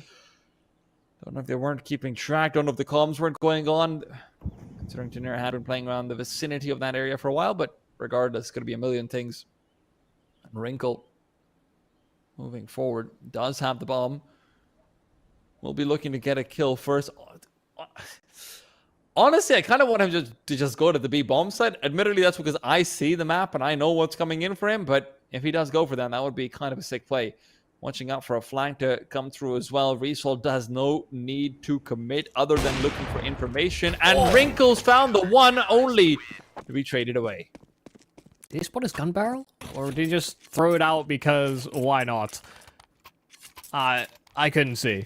But he had a spidey sense tingling. Just a little too difficult when you're completely boxed in from all sides. Lovely effort.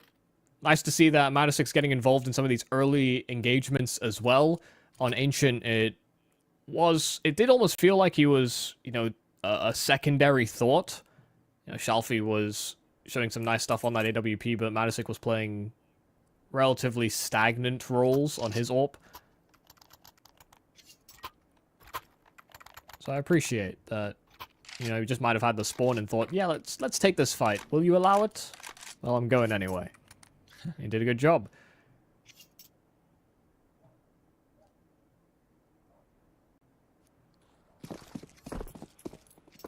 Poor Amster just not having a game. Yeah, it has been a trying time for Amster this whole series. And the problem will only continue. Got that HE in. It's something that's actually cool to see. That mid-window player is throwing an HE as soon as he sees that mid-window smoke blooming. Trying to catch those players out and succeeds. Molly down. NPL still just making his way out from Palace, but Tanir was underneath, under that balcony. Tanir needs to fight his way out of the situation now. The Molly down. Owner trades him 3-on-2, and a player situated close to stairs, but they're trying to cross over and maybe even catch him off guard. Flash in. Owner doesn't clear it, and they actually lose 2 players for that effort. Bomb dropped at the feet of Stinix. It's all onto Wrinkle now. Seen this one before, but this time it's without really any need for the CTs to aggress through, really any need for them to peek forward. They know where he is, and Stinix will shut him down with the AWP that he had recovered. I have to say, Bates' sort of youth is showing, like that inexperience is showing a little bit more. So many kills over here where it feels like you're just overlooking angles. NPL finding the first beautiful frag, but then not expecting Tinner to be around when you've sort of cleared out default, when you've seen everything, going straight for the drop down before your teammates are in position, when there's already smokes down and the like as well. Then Stinix getting overlooked like that. There's been a few situations where they've not been able to make a play when they have information. It's definitely one of those calm down and get your wits about you. Yeah, it definitely it just feels like, you know, in a 3v2 like that, when you've got a smoke down towards jungle, you know, you have a man advantage. The typical response for teams would be take spawn. You know, take spawn, plant default. You hold that as a territory, or even plant other side of triple. You can even play ramp from that post plant. You know, there are ways in which they could have approached that, but they went for an unconventional approach, and they get punished for it immediately. But so the thing, you know, this is what happened on Ancient. These small mistakes, and these mistakes where it feels almost like in the heat of the moment. That's where Bait have really, like you said, shown their youth.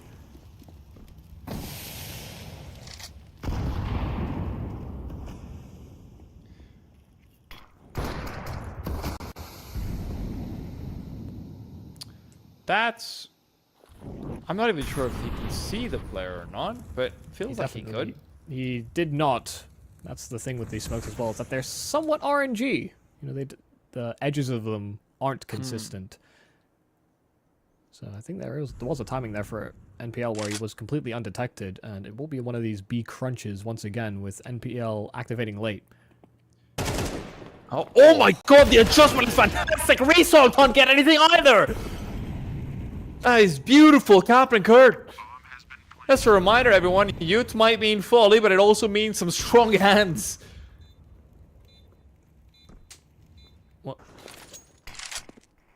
Well, this is, as much as they would have maybe justified saving in regulation, this is overtime, where you fight for every single round, and as much as you would have wanted Cynics to find something out of this, a 1-on-5 on the flank was being watched by Wrinkle, but just got down for a moment.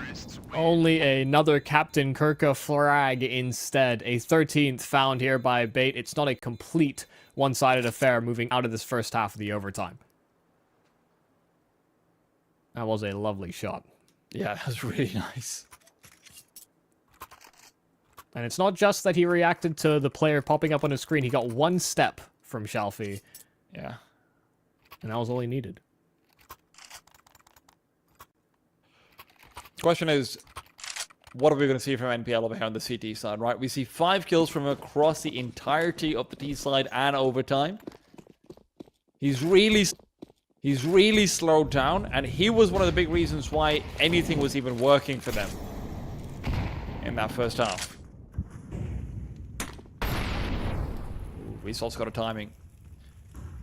Amster, tough game so far. It's about to get a little bit tougher for him as well. Who continues this aggressive angle. Wrinkle finds Shalfie. They weren't ready for the smoke to have been missed. Stinix continues onwards, has lurked in. Owner misses the timing. They both move past each other. They're ships in the night, and Stinix has got one for free. Amster's gonna be flaming Owner right now, but at the very least, Owner does come through with a refrag. Bomb's been dropped down to be planted, but no, actually, Matisic's the one who has it. A 1-on-3 for him, though. Bomb might not come into play at all. They're working around the angles perfectly on the CT side, not giving him anything. And Wrinkle with a big triple. Yeah, got there on time, had that ult primed and ready to go, and was picking them off before they could even cross into the site. Found his first in through middle, but was quick to rotate once they realized that B bomb site was under siege.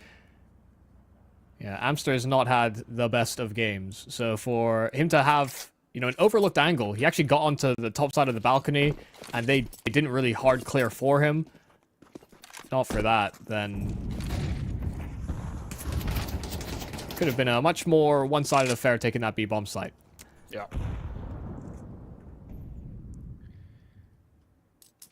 Even though I was kind of thinking like you. I thought FORZE had a great timing in those apartments. Just didn't have all the information.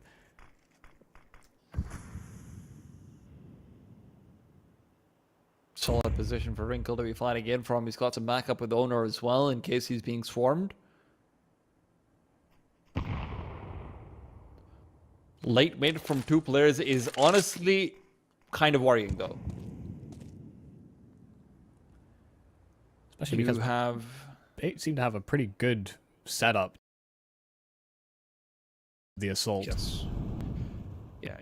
You have no one really pressuring into underpass or anything like that to force players to stay in that B bomb site, right? So they're more than okay rotating away, especially with after having the smoke. NPL now, smoke will be able to dissipate initially, but they've already lost the first player on FORZE. Captain Kurt position was given up. They've naded him out of existence, and Shalfie's trying to use that small bit of smoke poking out to try and peek forward. Good for a quick frag. NPL taken down. And it is just a complete collapse on this A bomb site that works perfectly. It felt like it wasn't going their way. Captain Kurt even finding the first frag, but Amster now had to pull out the round of the game, and he's not really having it. I gotta say, I mean, that's really nice attention to detail there from FORZE. I mean, the positions were great from Bait. You know, even the fact that they had this nice little crossfire between Sandwich and Underbalk. If you're going into that A bomb site, you maybe expect one of those 2 positions, but both being occupied by those 2 A players is less likely.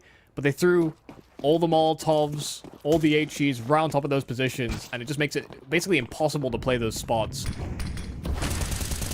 Really well managed. The fact they didn't receive pressure elsewhere, FORZE put the pieces together, but Wrinkle this time far more aggressive in how he opens up the affair into Palace. He finds his pick, and Stinix will have to expend a smoke just to keep himself afloat. This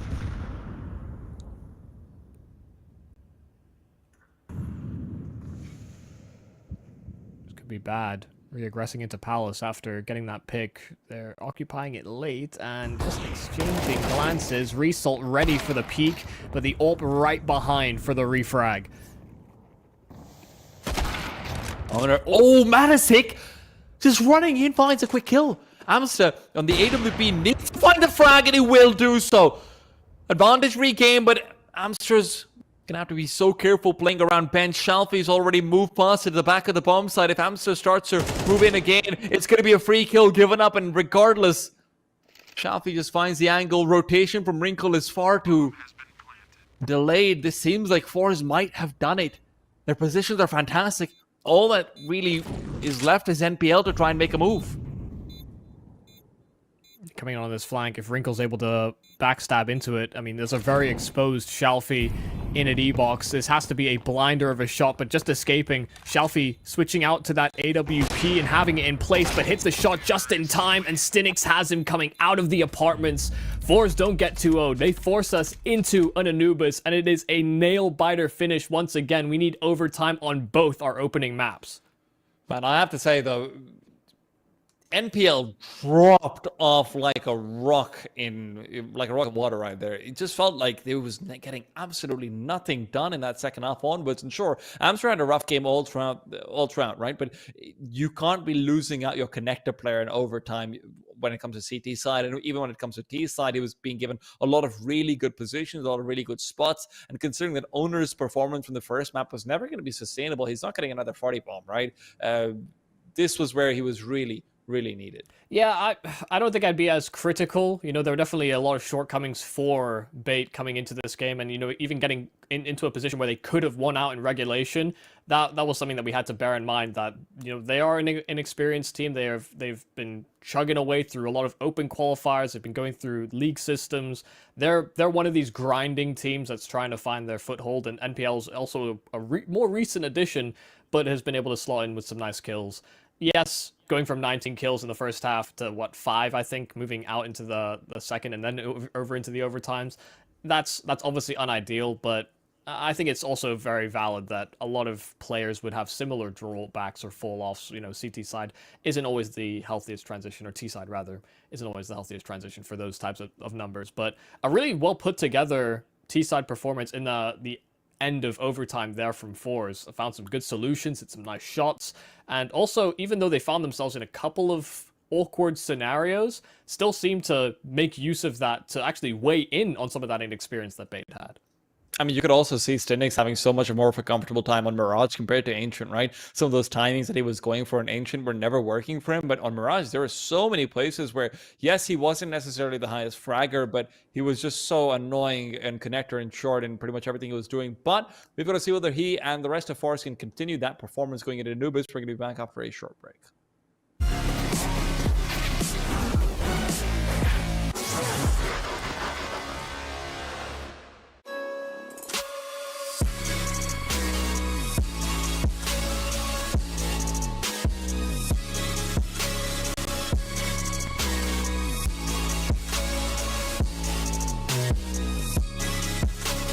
You love it, you wear it.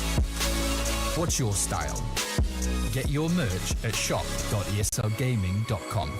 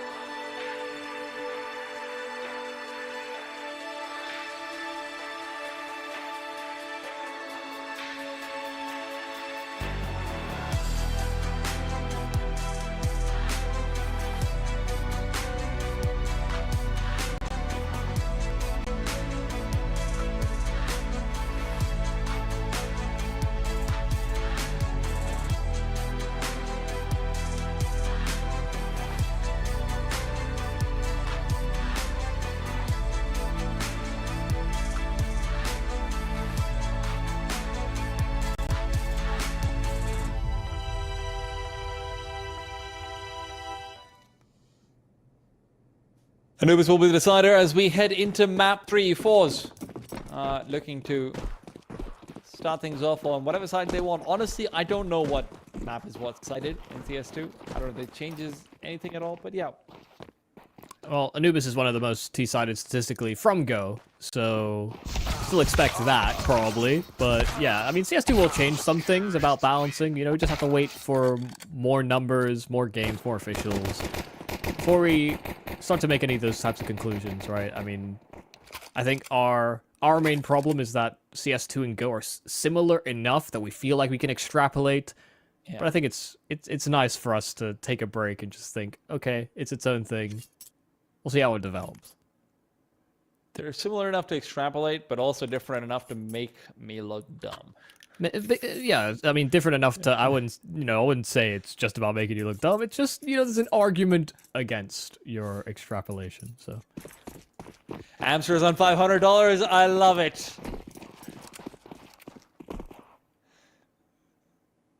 Oh, I'm all about this life. We just didn't buy armor on 3 players.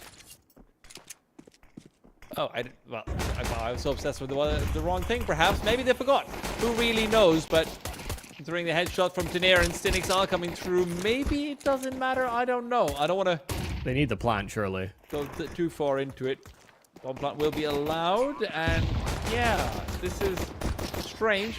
Lots of chaos inside the smokes, and they haven't actually found much damage. Captain Kurt will at least come through with another frag, so there is that. An NPL close range needed to find the kill. Now knife out, looking to reload, just find some more space, and the double peek on the other side is going to be dealt with one by one. He is able to swing out wide. This might be the most money in the world. Shalfie looking to stop it, but it can't be done.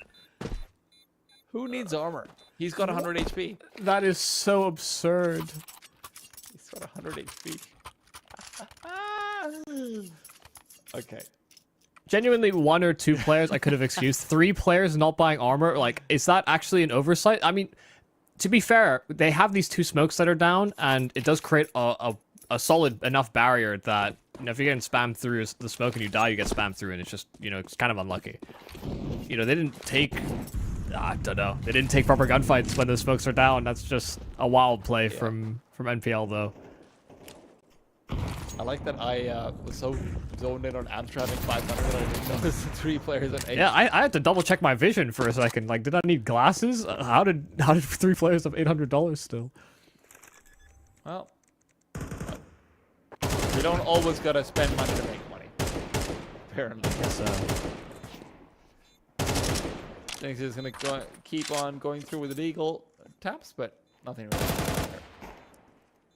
Slightly disappointed about the Deagle purchase over here. It does feel like the extra money, honestly, would just be really nice when you've gotten the kills. Kills have become a lot more valuable in that regards as well if you're planning on ecoing in the next round.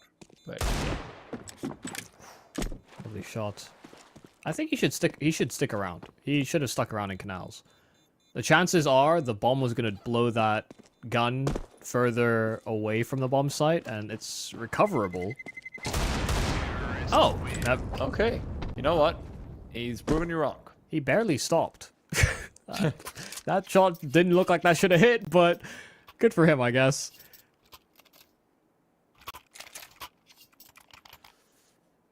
City money won't be in the worst place at the very least.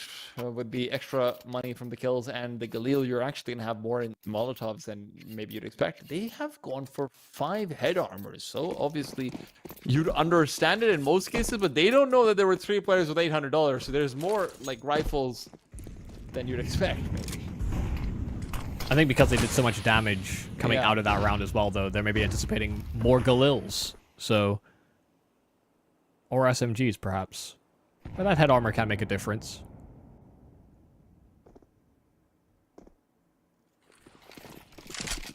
Okay. That is a hell of a nade stack, but all at the pillar, and there was nobody home. They line up instead for the onslaught of kills there from Stinix.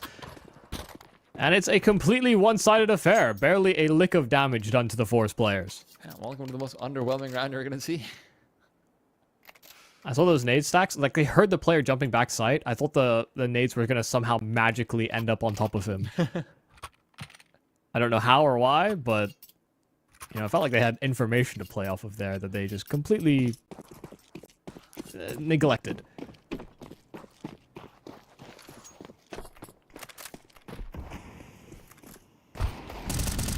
Oh.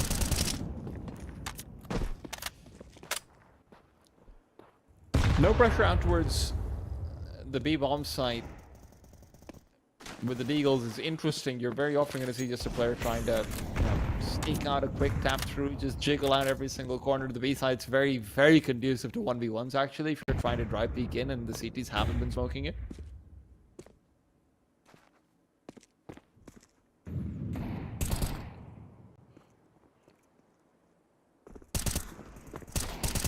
Oh, gorgeous. Some of these Deagle shots have been very nice.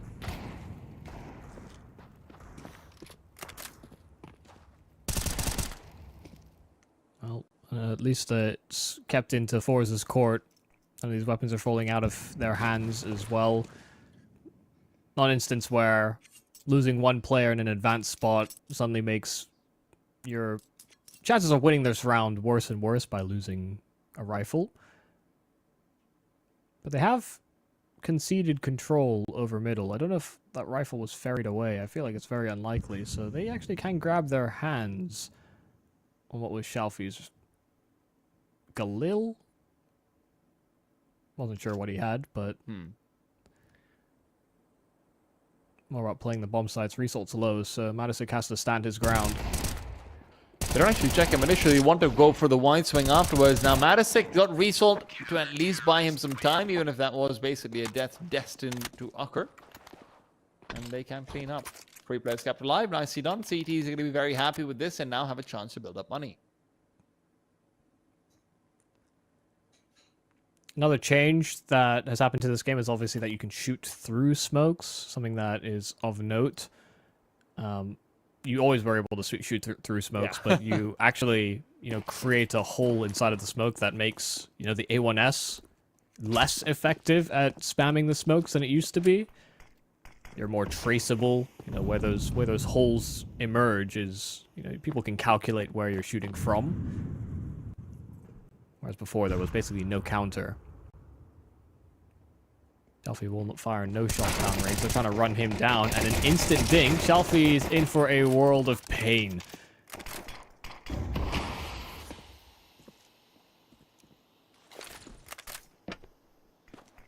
That's a nice smoke.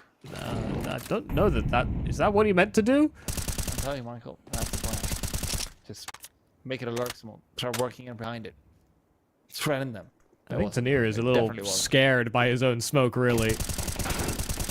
For good reason, there's headshots coming in from the other side. The swarm is on its way. No one is falling from the T side, and they are spacing out very nicely, to be honest. It is really effective, and Matisik, this is not the gun you want to have, especially when it's missing shots. The first one has gone by the wayside, and now he's worried about a wrap through Temple. Cynics is here to cover him up on the cross as well, but there's so many shots missed. What is going on? This is a disaster. AK recovered as well. A one-on-one wrinkle. Now the AWP picked up. He knows that Resol has been playing the anchor position, but now leg showed off. Can back up as well. Resol's position given. And this is going to be a quad on the way. If he gets it, but Result with the pre-fire saves the day. But man, was it a long one. Yeah, my God. That is a really, really, really scary round. It's Glocks, of all things. And it comes down to a 1v1. That's ridiculous. I don't know if this will be tuned. I really don't know if this will be tuned. And I'm trying not to be super negative. But the way that we've changed interpolation and online play is player favored now. So Peeker's advantage does exist. I mean, it's always existed in every FPS game. Regardless of what you do, Peeker's advantage exists because it's a brain thing. But internet can play a part, and I don't know, I feel like they really just fully made use of that. They were just wide swinging everything, jumping around, making it as difficult to track down those players as possible. And they made it hyper-competitive, far more than FORZE would have liked. Shalfie's not appreciating the grenade, and yep, that's It does feel a little bit like Fate are just abusing the wide swings. I think a lot of players are going to try and make use of it. I think you showed me a nice little clip before we went into this game, and they're definitely aware. It is a certain clip if anyone wants to go check that one out later on. It's on Twitter. Quite a funny one. Yeah, but the thing is, wide peeking everything doesn't always work out, and you can get punished for it, especially if you're not wide swinging the right angles. Case in point. Now a 3-on-2, and the captain's been tagged. Okay. That feels like it might be a bit of an overstep. The amount of space that he had over there, they had information on Captain Kurt's shore, so they might be worried about it. Wrinkle's got one more. Captain Kurt coming in from behind. Now the bomb isn't with him. Tanir was forced to defend it. He does do so nicely, but again, CT is just keeping one player alive. What? Okay. Well, that's not ideal.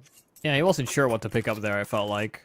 It's like, do I keep the AK? Do you want the AWP? And someone was like, no, keep the AK. And then someone else said, no, take the AWP. And in the confusion, he had enough money to drop an AWP anyway. But in the confusion, didn't pick up anything. Kept his AK, and that's the decision we're sticking with. Matisic's having a great game, though. Yes. It does feel like he's warmed up into the series overall. Mirage was pretty decent. Ancient was a little bit absent, and now he's here to boogie. Yeah, he's all 3 bears. You know, 1 porridge, 2 warm. Yes, but One you too want the cold. hottest porridge this time, because we're not Goldilocks, right? We're rugged men and women who are also rugged. We're just and other innocent people. men. Yeah, it's just, I don't know, man. I was looking for not Goldilocks, okay?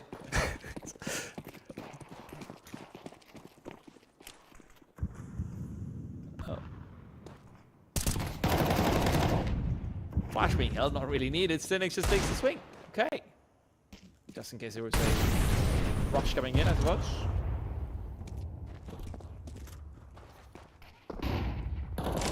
Flash contacted a teammate, so they're blind instead. Oh. FORZE nading open the smokes, and Tanir will feast. Wrinkle, just another victim added to the tally. A 3-piece for Tanir on the hold in dark. How terrifying is that? Just a double made which opens the smoke and basically destroys you. Yeah, there's nowhere to hide or run when you're committed in dark like that. Dude, overpass monster pushes in late rounds are going to be a nightmare. Wow. As if it wasn't hard enough before. Well, I mean, the smoke basically encapsulates the whole tunnel in overpass monster. Okay. So, whoa! I didn't even know you could do this Oh, inspect yeah, animation. That's like sweet. It's one of the random ones. Really cool. It's like the Deagle spinny thing. I've got one hot pizza for you. You heard of the Globetrotters? Well, we've got our own Globetrotter in Counter-Strike. Yeah, from Goldilocks to Globetrotters. The story here for everybody.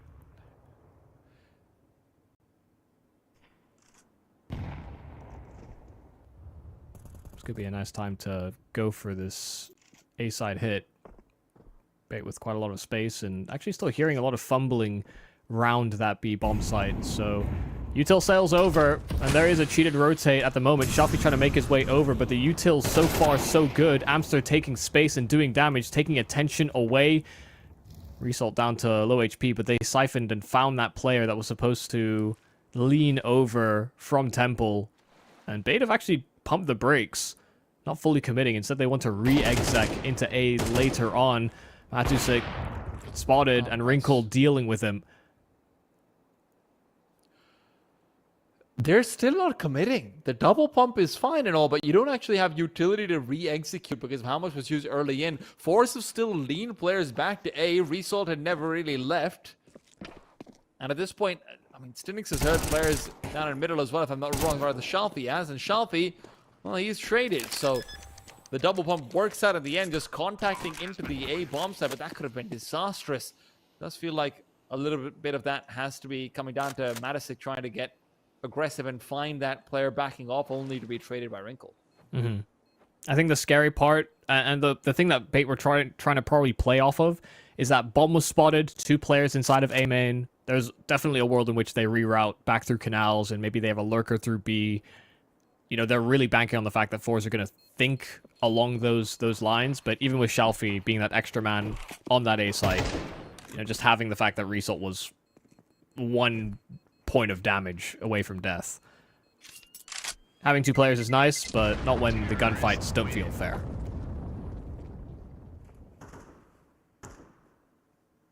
So nicely handled.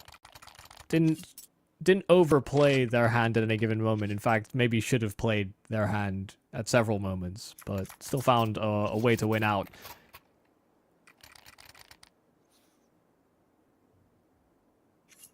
It should be the last buy in the tank here for FORZE. They've got some lingering cash, but Bait can break their money, force them down to pistols. Maybe Cynics could go for like a hero rifle if you really wanted to, but the rest of the team wouldn't be able to afford squat.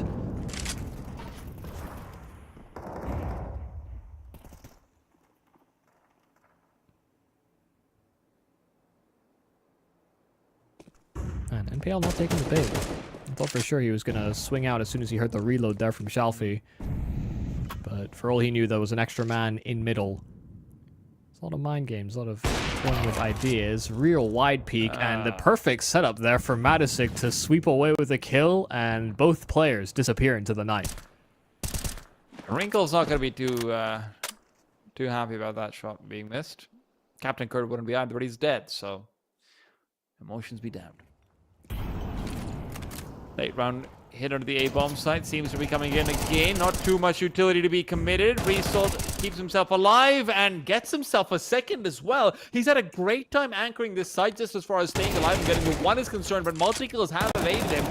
Matisik falling is not going to be particularly helpful either. Stinix can't find the frag onto Wrinkle, but now both players trying to put their heads together. Resol's position is fantastic. Peeks up for a third as well. And although he's almost keeping himself alive, NPL somehow gets 2. Oh, dear. He was trying so hard to keep his teammate alive that Stinks over-reveals.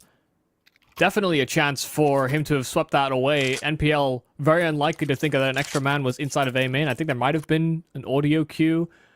But as soon as Stinix fired off those shots, he pieces it together very quickly. It's all instincts. Also quick. And that missed spray from Stinix could just be the gate wide open here for Bait to maybe even take control in the later stages of this first half.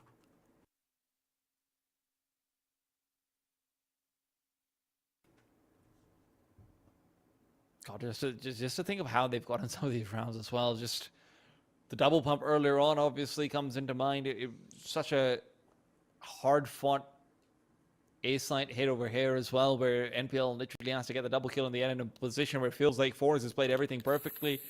The NPL quad kill to save them in the pistol round and the second round after that, it just, yeah. It's rough for FORZE. It does feel like they've been outplaying in so many places. Yeah, I mean, some of the rounds that Bait have won, sure, but some of the rounds that even they didn't win, you know, the 5 Glocks running at you down to 1v1, you know, that's something that you would have rather not have happened. They would have had extra money, they would have an extra buy. And that's about the worst way they could have started this. Cynics did drop over an AWP, but Matisik finds nothing for his efforts. Is that 11 kills, 32 ADR accurate? I feel like it must be. Can't be. He's the opera. Yep. Also, I saw somebody with just now 7 kills, 18 ADR. So, like I think they're doing more damage than that.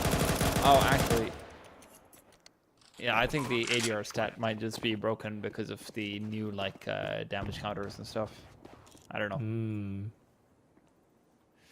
Yeah, quite a lot of things did transfer quite well, but not everything will. Things are bound to break. It happens. Yeah, I've got HLTV open. Apparently, Matisik's got 85 ADR. Yeah, okay. So that 32 be lying to me. Shelfie's on 108, funnily enough, even though he's only got 6 kills. That's interesting. But hey. Yeah, some lowly developer is gonna have a few nights sleepless, perhaps, fixing this.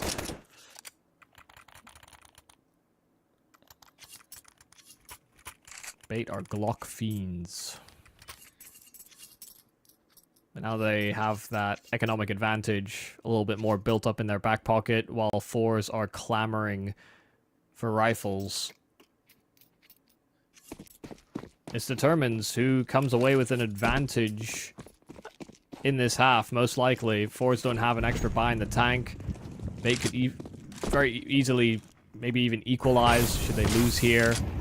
But this is FORZE's best chance to take control, and they are certainly rolling with it. Result all the way through A main and already sectioning off all of the canals. This is hard to deal with. They must have spotted the feet. Yeah, Result cannot stay around here any longer, and he'll vacate. Amster not even moving to punish. I think Result might have still spotted out 2 players over at bridge.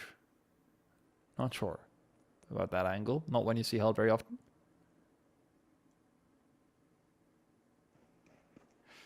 Well, this is a curious game state, but they've read it well. This is looking like an A split. Result's already found the first one. Dude, he's been fantastic. Odyssey's been really good on the anchor position. Now Stinix almost got out with the smoke in his hand, and PL's down, and they're moving in through a smoke. Owner is just really regretting this choice of routing, perhaps. Big trying to accelerate in a position where it felt like they'd been having so much more success in the late rounds, but the change of pace doesn't really work for them here. I would like to formally apologize to both Shalfie and Owner for saying that their expectation of high fragging in-game leaders throughout the series wouldn't be maintained. It hasn't, but they're certainly not having as much impact as I think they both believe they could. But yeah, this round in particular, trailing through that smoke in mid, considering the amount of patience they showed in a previous A-side assault, for them to now be thrust into a position where they felt forced to make that move in the time they did. Just a neat little contrast. That's saving that one weapon over. We do have another buy in the tank, so we could end up as close as possible in a 6-6. Or maybe FORZE. Do what they've been doing pretty much all CT side in having some... they've had some really solid rounds, but they've also had a few nightmarish ones. It's all to be determined which is which in the final round of this first half.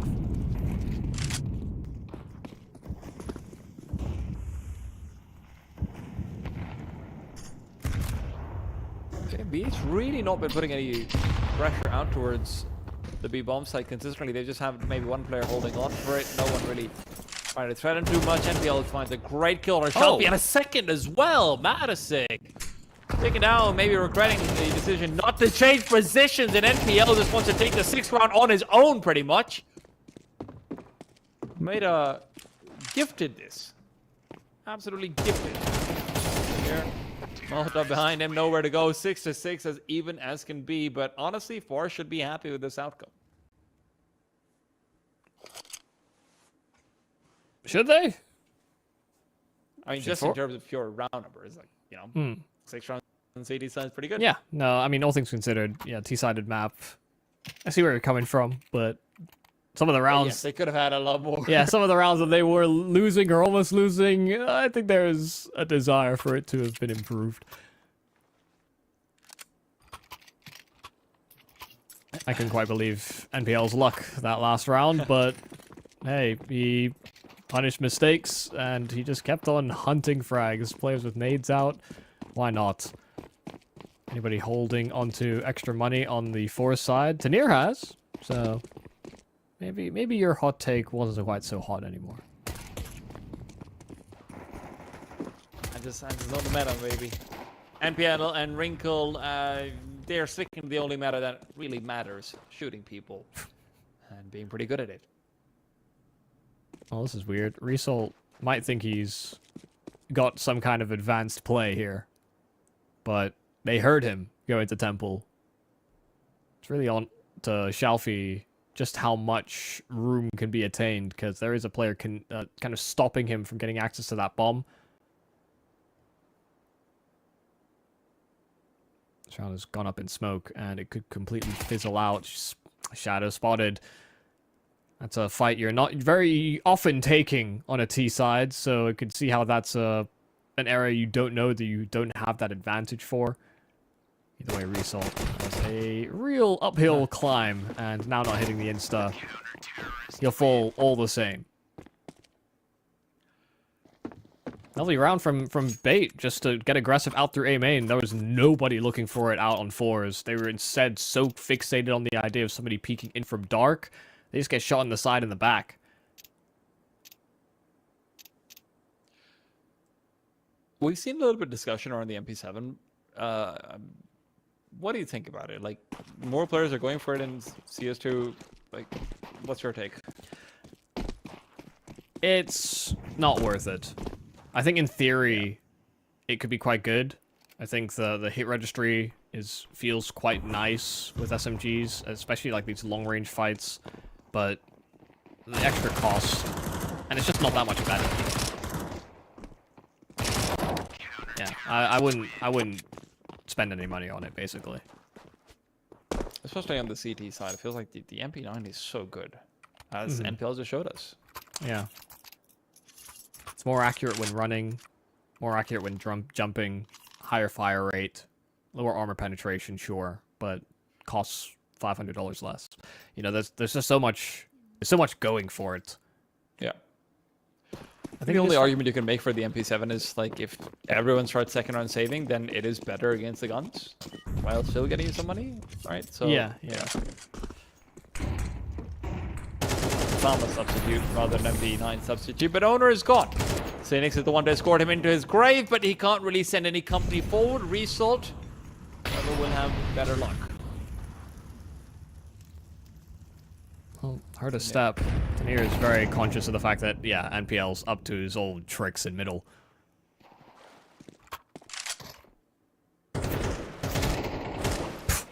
Whoa. That's from above. That's what it is. Rinko will also be hunted down, and when he misses the first bullet, yeah, it's gone. 7 to 8. FORZE. Is this just gonna be another repeat of the first half where they lose the pistols, sure, but then they look comfortable in most gun rounds? Certainly could be the case. Also much harder to make full save rounds look good on CT. And armor plenty. Sure, you can insert yourself into some interesting nooks and crannies, but hitting those shots isn't always the simplest. Not strength in numbers, you need to just really hope that your angle goes overlooked. Or you've got a dig, and that can be enough. Nathan great though. Love the support.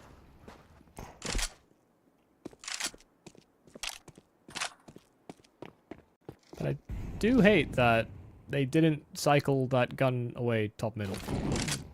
That could be something that actually favors Bait if they go in looking out for it, but they want to do more damage. Yeah.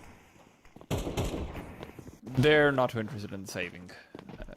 Don't blame them too much for it.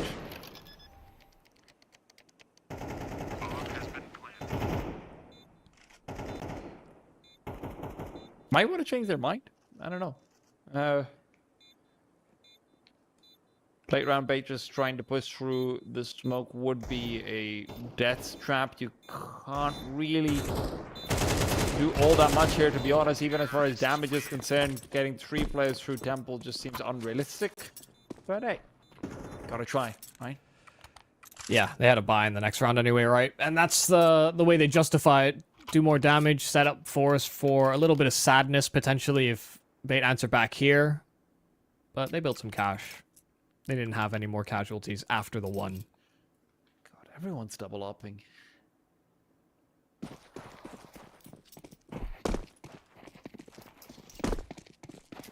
I think this might just be the case that Amster simply wants something to change. No. Well, that's a lovely T-side nade, but not from the hands you're expecting. Especially if that was an actual double nade that they set up and gone for, that would have been real nice. Yeah. Because there were 3 players that would have been caught by it. But FORZE, they don't know the airstrike that they've missed. Might have even netted a kill. Matisik tanked that nade that was lined up instead by Wrinkle. It's rectified. They find an opening pick regardless.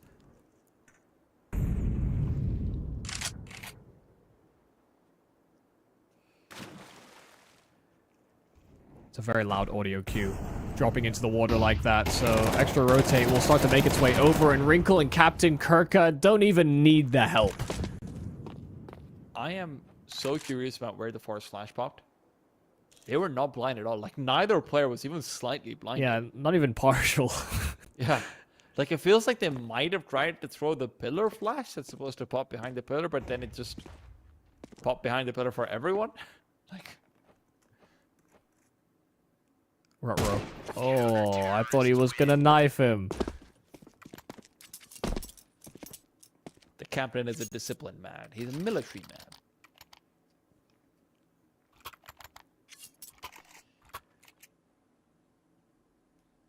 Honestly, that FORZE execute would have been really good if there was just a flash in the right place. Both players were very much out in the open. This was not going to be like a... Like, the rifle gets nothing there. Mm-hmm. Otherwise, yeah. Yeah, ult maybe gets flashed trying to re-peek. You know, there's ways it can go wrong. Well, they're kind of the lucky stars that they did so well against the upgraded pistols here from Bait, because they still had some extra cash floating here for a full buy. But lose now, and Bait will be up to double digits. Fresh smoke into dark. They're kind of lined up for what looks to be a B-sided split, but with a late activation of Shalfie on the lurk, it's all about taking presence away. These nades are not going to blow open those smokes, so no way for them to crack into this bomb site through any cheeky tricks. Flashbang to delay. No one's actually gone for too much information on the CT side. Even so. Rotation shouldn't be too far out. Captain Kurt's playing a defensive position as well, so makes his rotation a little bit better. He doesn't have utility to help his teammates, so really, his rotations will probably not come into play. They need to get the kills now or save one or the other. Uh-oh. And it seems like with the bomb being planted, that's going to be denied immediately. NPL almost missing out on it, and a shot's been missed. Taneer and Result have been able to enter the bomb site. Re-smoke back on Temple, but they're not aware of Owner's position. Shalfie's watching out for it. Owner can't go for a push, but in fact, this might be setting them up to lose more weapons than they would have otherwise with a full commitment. Wrinkle position given up, and Resol just swings out wide back to Ninja and finds a kill onto Owner before just retreating back and savoring the win. That looked like NPL was about to ruin their day. As soon as he's able to swing out from back glyph, once those Molotovs fade, you know, gets that kill, tucks in, there really could have been a chance that this round spun out of control here for FORZE. They got stuck behind a smoke inside of B main. They couldn't quite link up between them and the Dark players efficiently. But even with those caveats to their take on B, there's just very limited space that Bait could have occupied. You know, FORZE were very meticulous about all the ways they used their utility, that if there was somebody playing Pillar or Jail, you know, these positions were being flushed out because they conceded Dark control. It's why so many teams prioritize that as an area when you're holding onto the B bomb site. But it's also one of those spots where if you die in that position, you know, all the things I'm talking about get magnified as a problem.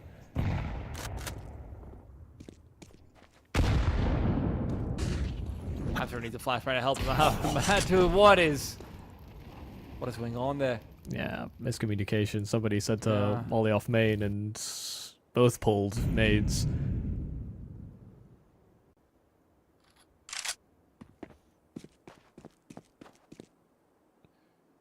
aggression back to A seems to be planned out over here. Wrinkles is watching out for Captain Kurt to move forward, but this timing can't really get worse for them. It all comes down to whether FORZE wants to pull the trigger here and now, and it seems like they do with Dark completely controlled out. Wrinkle will be the first person taking the peek on A, and that means that this A bomb, rather than the bomb site, is not going to be having these two players coming in at any point. Owner, though, right through the smoke. Spam is perfect. First kill found, but Amster is forced off. Owner is the only player who can try and get something here, but he can't push through the smoke. Doesn't feel safe. And when that bomb is planted, Captain Kirk finds Stinix. Stinix thought he had the off angle, but Kurt's a little bit too ridiculous. Flashbang fantastic. Shalfie, though, still finds the frag. Matisik on the other side. He's got his eyes closed as well. But apparently, even blindfolded, they can find the frag. Shalfie naded to hell and beyond, but Resalt's the one sending Amster down under. Wrinkle's got no idea about where Resalt is. The repositioning coming through an audio cue given up as the gun was picked up as well, and Resalt continues to have this phenomenal game that he's been having. Yeah, I mean, a lovely 3K, and one more bullet connecting to him. That would have been the round over and done for. FORZE get to double digits first, and once again, it's one of these attacks onto the B bomb site in which, even though Bait do a good enough job at sort of slowing the roll, actually maintaining space or control is very difficult once all that util sails in, even with Owner close by. Just too much to handle. FORZE have this. Should be an 11th round added straight onto the scoreboard for them. Ooh, until disconnected. There was team was there team damage, or was that a nade? Captain Kirk took damage, so rolling this back is... I don't even know if it's possible. That's what it's just USPs, right? So it is. But it seemed like FORZE were actually... Yeah, I mean, players have their knives out. They seem to be thinking that the round's going to be rolled back in some capacity.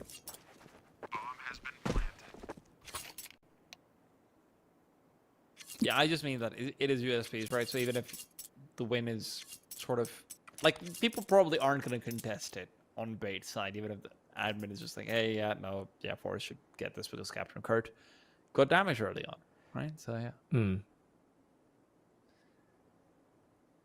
Because otherwise, you know how it is, man. You're in the heat of competition, it's map 3, it's your first game of ECL, you're like, no, I don't want to give up any round, no, even if really you do know that damage is damage, baby. Yeah, I think it is just one of those things where there's enough of an argument to be made about, you know, people getting away with ridiculous stuff on USPs, and, you know, maybe you have a nice stack or something along those lines where, you know, every round is worth fighting for. So I get it.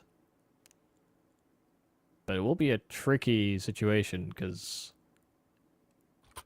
I know for a fact, or I don't know for a fact, so actually don't quote me on this, but I haven't casted CS2 in this capacity, or like seen or spectated CS2 in this capacity where, you know, rollback could be utilized. So I don't know if it works properly.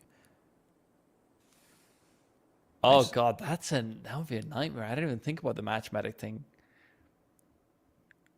Because, you know, just to sort of put it into context for everyone, the way servers work in sort of Counter-Strike historically and in CSGO is that there is an additional tool called source mod that if you are the operator of a server, you can put into it that gives you a lot more sort of control over what you can do, right? So you can do things that would theoretically break the server in any other server, but because you're the admin and, you know, it's designed for competitiveness, you do need things like resets and matchmatics and things like that, right? So that's probably not here yet because that's not a Valve extension, that's a user build extension.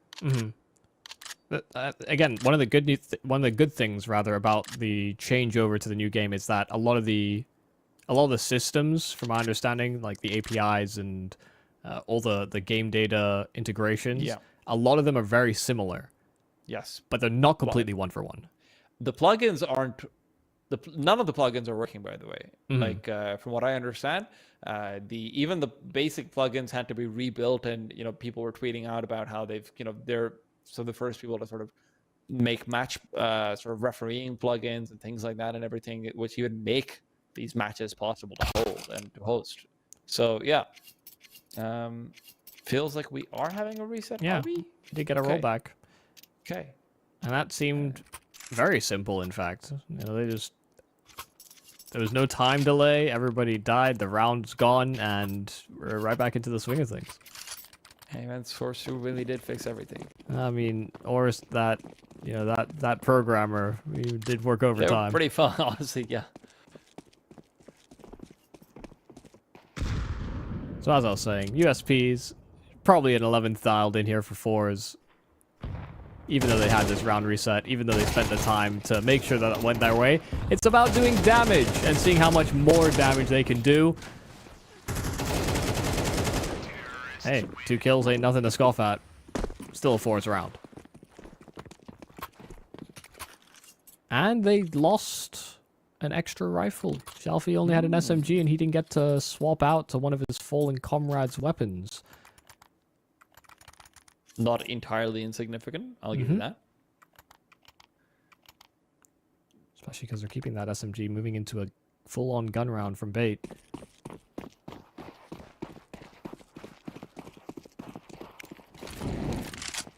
Albeit a full gun round from the CT side that misses out on head armor. Oh my god, what on earth is this? Resalt's making use of that SMG, but straight into the fire and flames and straight into this B bomb site. Madison gets the double entry trade back onto B.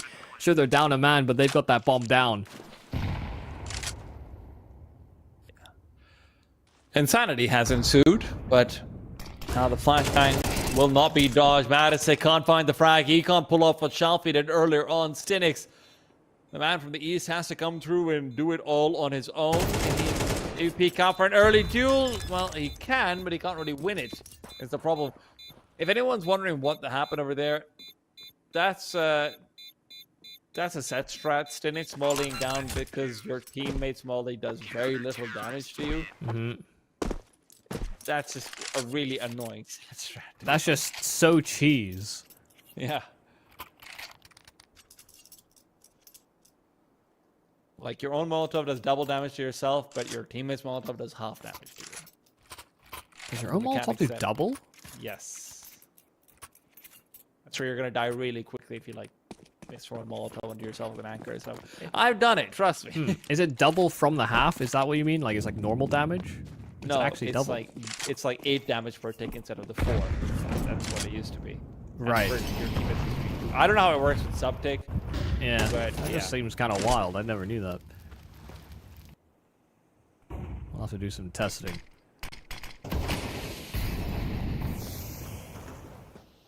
Cheeky one way, if I'm not wrong. Always don't exist anymore. Okay, Valve. Amster doesn't exist anymore either, and as owner turns around, neither does he. Tanier back to winning ways with his duels, and a smoke down. NPL trying to peek out from behind. The spam's doing nothing. Absolutely nothing. He's inside the bomb site, trying to weave around the smokes, look for an angle to spray into. And Captain Kurt has come through with a big frag. Madison goes down right after planting the bomb. Advantage in the game for B8, and Shelfie is looking to retake it back. Up on the other side, Wrinkle is ready for the re-aggression from Shelfie.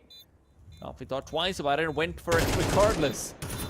Tanier, though, he's been a menace. He's been an absolute menace. NPL around the corner. Tanier's not sure where to go, but he still found the timing. Can he go for it? He doesn't need it. NPL's coming his way.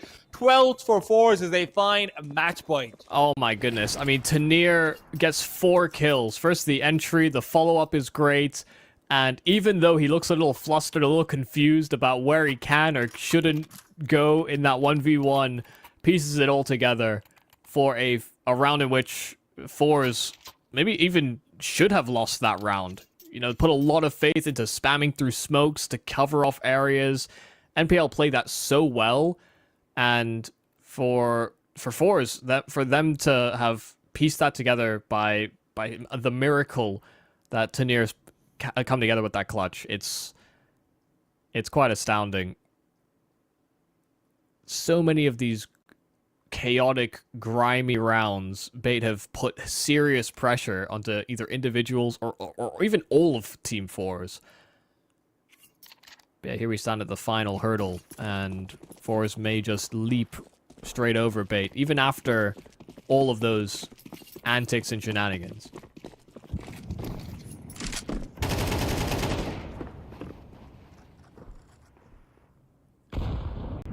Swing might be planned from Captain Kurt, actually. He's getting very aggressive early, and no, just wants to take the position instead. Don't blame him. MB9, you have to play somewhat of an awkward angle pretty much every time and just hope that their spacing is slightly off, or you've got the best spray in the world. They're heading over to A, so he better have both, to be honest. The spacing is off, but Cynics can still trade. Consecutive 1v1s will still be won.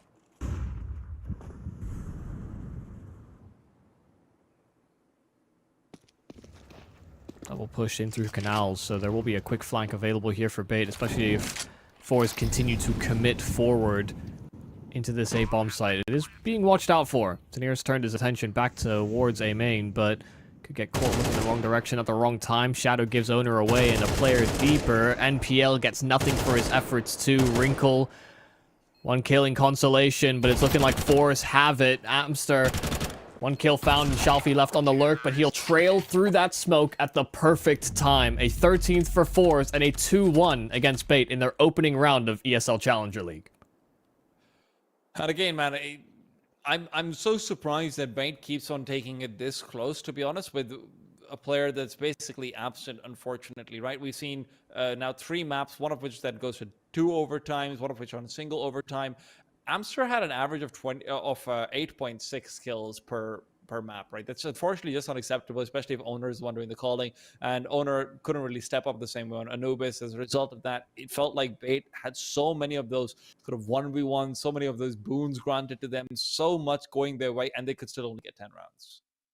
Yeah, and as well, you know, FORZE not fighting at full force. For them to have fielded a rotating 5th position, it seems like Alien's sort of out for the count or is sort of in and out, back and forth, and so we don't really know what's going out to him, and we hope he's doing all right. But FORZE have multiple reasons in some instances for this game to maybe lose a game or two in these opening group stage games. We're on a brand new game. You're not playing with your full 5. Cohesion's off. We saw some comms mistakes, I think, from FORZE throughout this series. But even with that, I do agree. You know, Amster had a very, very rough performance, and something that's I'm not that used to seeing a big lagging piece on this Bait side, especially when we consider some of the other tournaments they've attended. They've actually kind of impressed as players that don't have a lot of rapport or history about them as sort of new blood, potentially, to come out of the CIS region. But yeah, I think a game that Amsterdam's going to have to really reflect on individually for this series. Because, like you said, there's so many close showings. Yeah. This could have very easily been a 2-0 for Bait. And by the way, speaking of young players, Result looking fantastic, dude. He's just making so many good decisions, which is what impresses me the most. Every time I see him, I wouldn't go as far as calling him a perfecto, but he does kind of remind me of him, and it's a few of these anchoring positions. Back when perfecto initially got into Navi and whatnot, right? You did see the glimmers of, wow, this guy's dodging all the right flashes. He's getting multi-kills when they're hitting his sights, pretty much like 1 in every 3 sight hit, and he always gets 1 kill and gets away and, you know, has a chance for a second, right? This is really impressive stuff from him.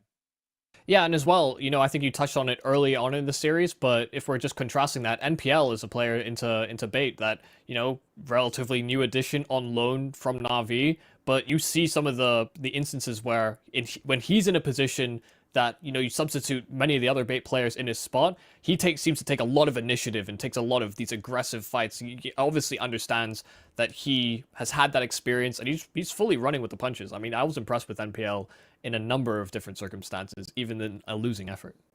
Yeah, no, absolutely. Some really impressive pieces across both lineups. And obviously, this is just the first match for both of them. They've both got at least 4 more games to go. It is a round-robin group of 6 teams overall. So, yeah, you're going to see a lot more great action from these pieces. And hopefully, we can see a little bit more development as the season goes. For now, though, we've got to be throwing it off to a close. We're going to be catching you guys again next week for more ECL European action. And in the meanwhile, if you want to check out what's happening in North America, then wait a couple of hours and see for yourself.